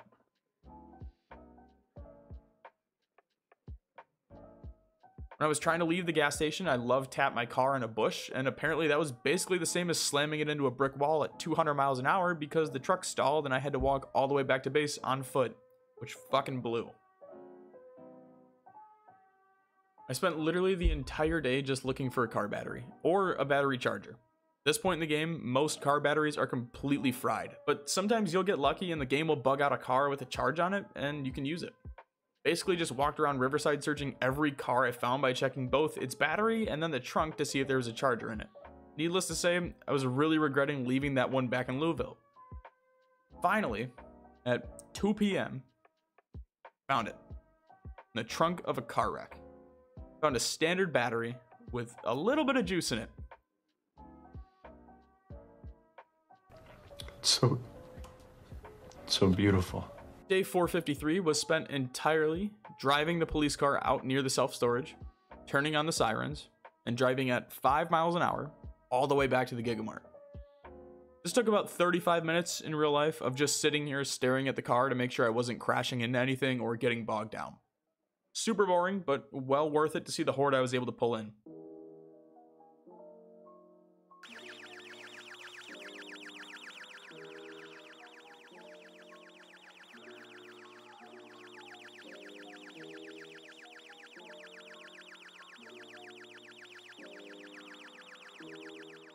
Fortunately, Problem with this is when you go to get down, you bring the entire horde back to your base with you.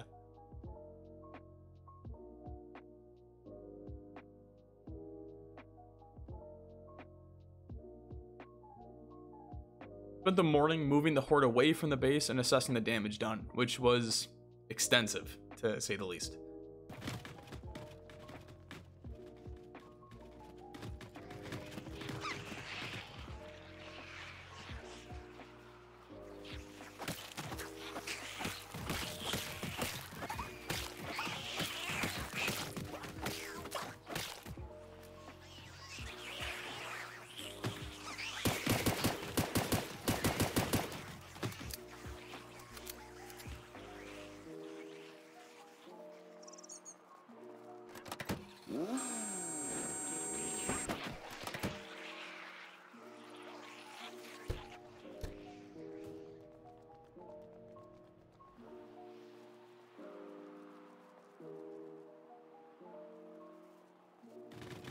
Decided to try out some metalworking and frame the walls before climbing back to safety on the second floor to read the next metalworking book. 4:55 brought more reading. After wrapping up metalworking, I turned to patching most of the holes in my base. 4:55 brought more reading. After wrapping up metalworking volume 4, I turned to patching most of the holes in my base. I decided that while I could probably find a better vehicle in the future, or I could go back and fix up that truck, I couldn't not soup up the police cruiser. Spent the next 2 days working on it and fixing it up to make it drivable, which involved a bit more work than I thought it would. Basically went around from car to car in the area just looting it for any piece above like a 70% condition and brought all that shit back to the cop car. Spent the entire day working on tailoring, which was basically just a wash. Nothing really happened aside from putting in some more XP. Just needed a little break from pounding out mechanics for the last few days. It's been too long without any unnecessary violence. So on day 4:59, I woke up, drove the police cruiser to the far end of the city by the factory, and spent the day beating the dog shit out of zombies in the area. Every time the horde grew too much, I'd just hop back in the car and drive down the road a bit.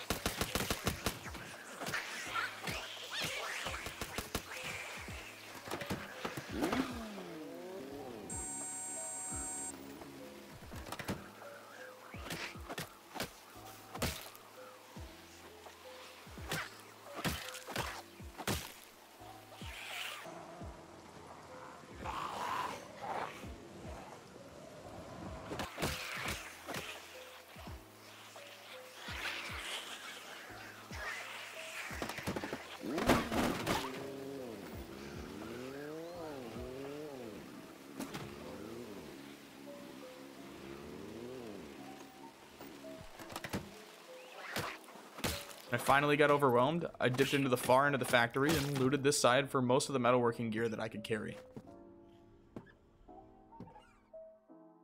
On 460, I hit up the building to the right of me and found a library, where I also found 4 new dances and somehow still couldn't grab Cooking Volume 5.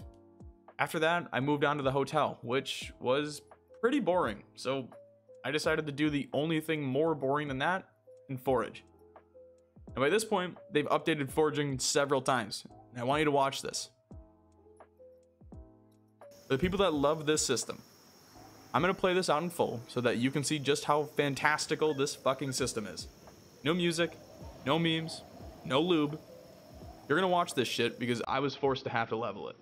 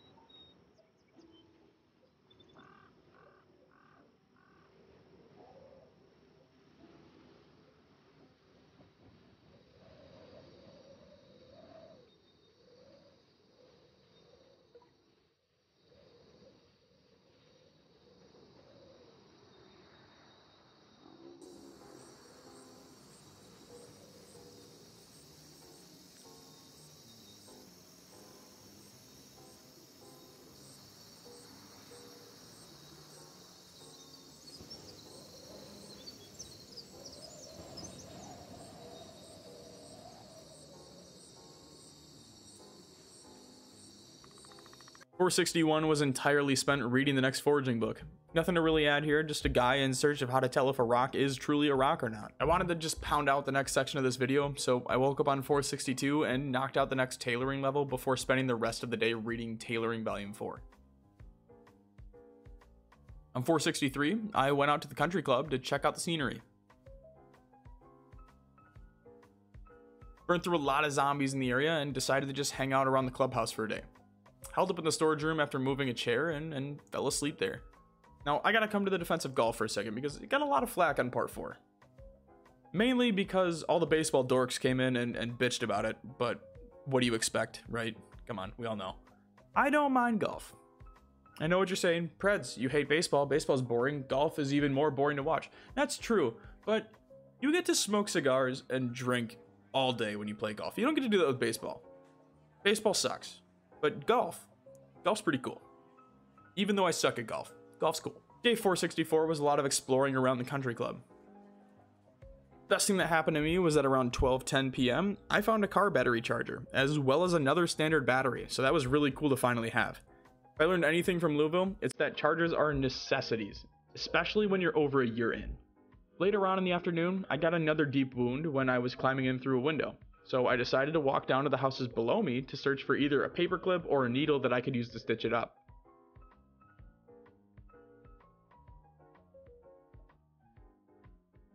Luckily, I found a paperclip when I was scavenging the third house and headed back to the clubhouse to hide out until morning.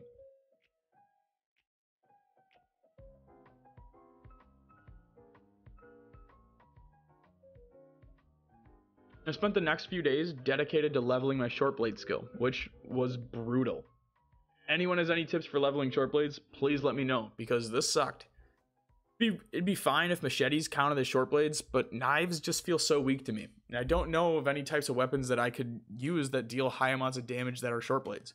Now, I know meat cleavers are pretty popular, and I wouldn't mind using them. They're actually not that bad. I enjoy them a little bit. But things like hunting knives just don't do the trick for me. And I feel like short blades are one of those weapons that don't really have a definitive weapon. It's like melee has baseball bats or crowbars, and long blade has machetes, and short blade just doesn't really have that. Anyway, I made a poll a couple weeks back about short blade combat, and some people actually had some really useful information, like leveling it with a combat knife and getting Nimble 3 to take on a bunch of zombies pretty easily. From my understanding, the main appeal of short blade weapons is the fact that they use almost no stamina, and knives have a chance to insta-kill. Call me crazy for it, but I really believe that people that swear by this, and I wanted to see them at their true potential, so that became my motivation for leveling what many people consider the least appealing combat skill in PZ.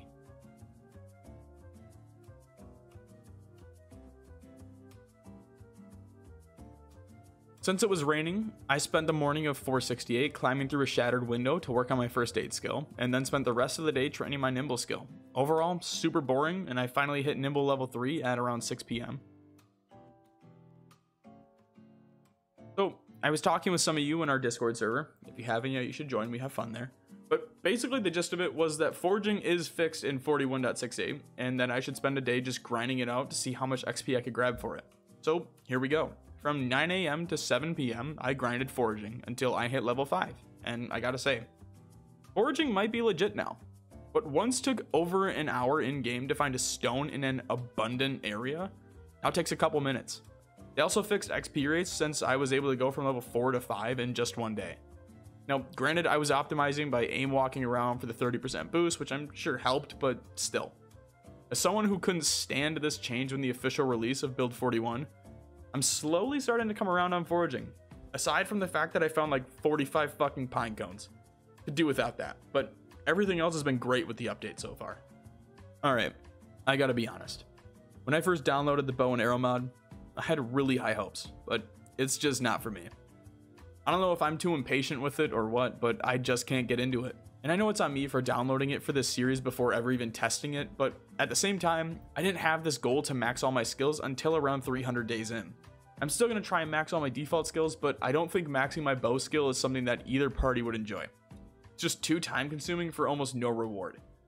Now let me know if you really want me to go for it, and if enough of you do, then I'll commit to it, but otherwise it's just a skill that I'm going to toss to the side to focus on things that are much more enjoyable to me. For reference, you get less than 1 XP per headshot with the bow and arrow. On day 471, I decided to start burning through my axes, since it seemed to be the most neglected skill so far. By now, Riverside is practically a ghost town, which is pretty weird to experience. If I want to gather any type of horde to fight, I need to basically drive to the outskirts of the city and blast the police siren to pull in anything roaming in the area. So, we're running into a problem here. Riverside feels very empty compared to other cities in my opinion, and winter is coming. I can either stay here for another 100 days, in which case I'll be in the middle of winter in a base that is not fit to stand up to that challenge as is, or I could dip the fuck out of here. I've been mulling it over for the past 10 or so days, and I think I have my solution. I'm gonna enjoy the time in Riverside for what it is, and part 6 will bring a different challenge.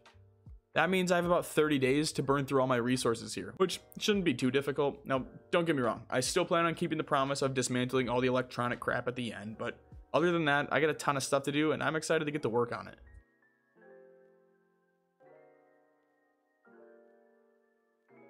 .472 was another combat-heavy day. This was really one of the first times that I didn't have a particular skill to be grinding. I just grabbed 2 spears, a spiked baseball bat, and 2 axes, already in my belt, and headed out to find some trouble to mess with. I think I figured out a good way to not be intimidated by hordes in PZ. And I think it's generally pretty common to get discouraged or scared and run away when you have to fight more than, let's say, 10 zombies at a time. But once you get the hang of it, you kite them up and train them around, the movement aspect isn't so difficult. But a part that I really used to struggle with is the fact that at the start, you don't really kill anything. It's just a lot of damage being dealt out to a bunch of different zombies. But if you look at the horde like one giant boss zombie, it makes it a lot more bearable. It also starts to pay off when you go through a spree of killing like 15 in a row with every swing, but yeah, that's my little off-topic tangent for the video.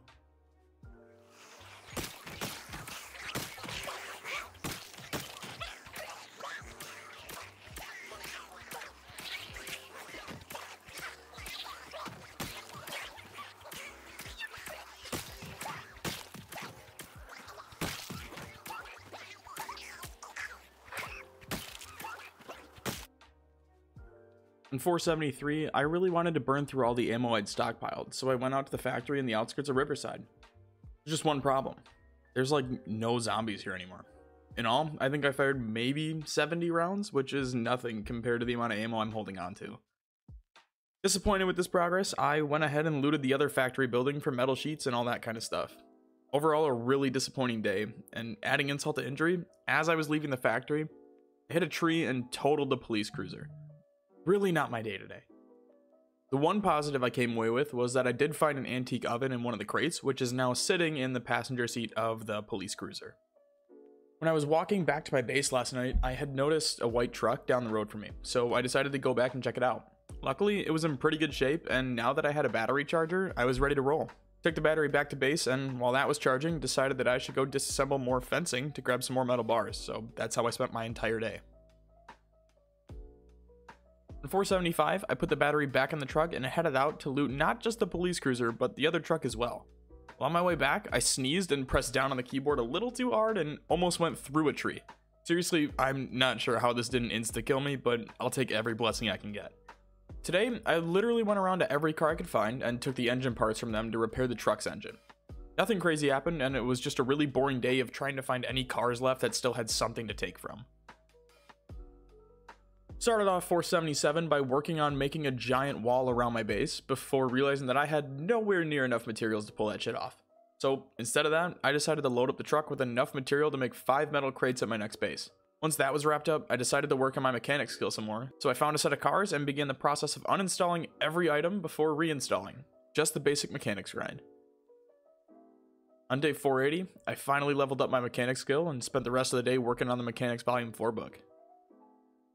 And if you weren't sure what was coming next, I spent all of day 481 reading. I know. Truly exciting. Are you feeling it now, Mr. Krabs? 482 was spent working on tailoring. Again, I'm just trying to burn through as many resources here as possible before I head out. At this point, I've run out of thread, but I still have a ton of ripped sheets and leather strips left. On day 483, I decided to head back out to my fishing spot and pick up right where I left off, spear fishing for the majority of the day. In 484, I decided I wanted to go explore the trailer park on the outskirts of Riverside. Only, I never got there. At least, not today. Found some zombies near the mechanic shop and ended up just spending the majority of the day working through them. Again, at this point, I'm not really focused on leveling any particular combat skills. I'm just grabbing whatever weapons seem to be the most available to me, heading out on them. I'm gonna let this play out, sped up, because this was one of my favorite moments that I spent in Riverside. There's nothing really special about it, I just found myself most enjoying the game at this point, so I wanted to include the majority of the fight for this day.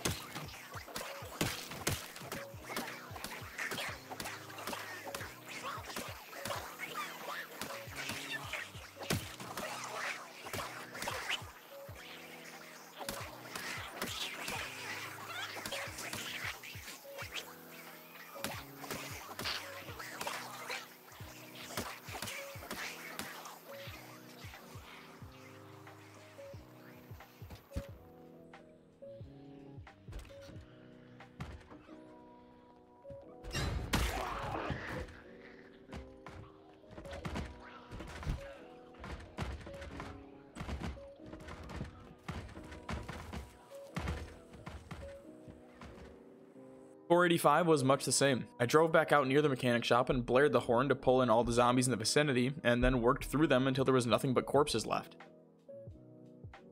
After that was taken care of, I headed over to the trailer park and started clearing out the area before spending the night there to get a jump start on the next day. On my way back to base, it was storming so bad that I could barely see the cone in front of me, so I decided to pull over until the storm let up. After sitting for like 3 hours, I realized I'd have to get back in this shit, so I started driving slowly down the road, which was a brand new thing for me. Not really sure what the plan was on 487. It was raining again, but I found myself in the gated community working on foraging and killing any zombies that I came across. Nothing really important happened today, so let's just keep it moving. On 488, I spent another day out at the fishing spot working through some of the tackle gear and fishing poles that I had stored out there. When I got back, I spent some time sticking glass into myself to work on first aid before ending the day. On 489 and 490, I went around Riverside and explored a bunch of buildings. Tried to target any places that I hadn't explored yet so that I could say I got the full experience, but if we're being honest, just not really anything left for me to do here. We're getting to that point where we're in the home stretch, and I'm honestly just not sure what to do at this point. It's not like there's a horde for me to go fight or somewhere for me to go raid. Riverside is a literal ghost town at this point, and it kind of sucks. Decided just to spend the day doing some tailoring to pass the time. Alright, I think we made it long enough.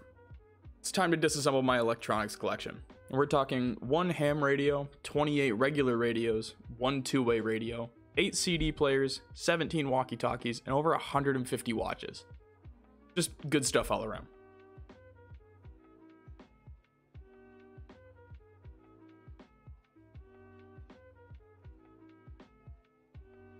After leveling up, I went out in search of Electricity Volume 4, and after finally finding it, I spent the remainder of the day chunking away at it. Started off 493 by wrapping up Volume 4 and disassembling the remaining electronics equipment. Also, I think it's rained more in Riverside these past 100 days than it has in all other areas that I've traveled to combined. It seriously rains every other day here, for days on end. It's ridiculous. On 494, I walked around practically all of Riverside looking for any zombies to kill and could only find patches of 2 or 3 at a time. This is basically how I came to the conclusion that I didn't really want to spend another 100 days here. It's just too empty for me. I realize this is probably starting to drag a little bit, and believe me, I felt it too at this point. To try and take advantage of my surroundings, I decided to spend 495 and 496 disassembling the gates around the gated community, and was able to effectively level my metalworking skill, which would help me at my next destination. I can't believe I'm about to say this. But with nothing really left to do, I turned back to foraging. After spending the majority of the day on that, I hit foraging level 6, which was nuts to me considering last build it took me almost a full in-game hour to find an abundant item. Following up on 497, I spent all of 498 locating and reading the next foraging book. Sounds like it wouldn't take that long? It took fucking forever, dude. On day 499, I burned through what was left of my electronics gear and loaded up the truck for my next journey. Now, most of the truck was already loaded by this point, so I really focused on weapons and tried to grab my favorites while also grabbing some necessary items for my next endeavor. Things like the antique oven would be coming with me, which meant I needed to clear up extra space to load in a generator. Because of this, I'd be traveling lighter than I would have liked, but we'd have to make do.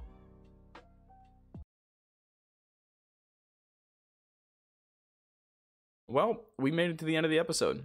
Another one in the books and officially halfway done with the series, which is crazy. Looking back over the last 100 days, Riverside was definitely not the best place to go immediately after leaving LV. I'd definitely gotten used to the massive amounts of zombies, and to go from that to one of the smallest cities in the game was very difficult mentally, but still an enjoyable experience overall. There weren't any crazy combat days in this one, but I'm sure we'll have a ton more going forward as our time in Riverside is coming to a close. But that's going to do it for me today. Thank you all for watching, and as always, thanks for stopping by.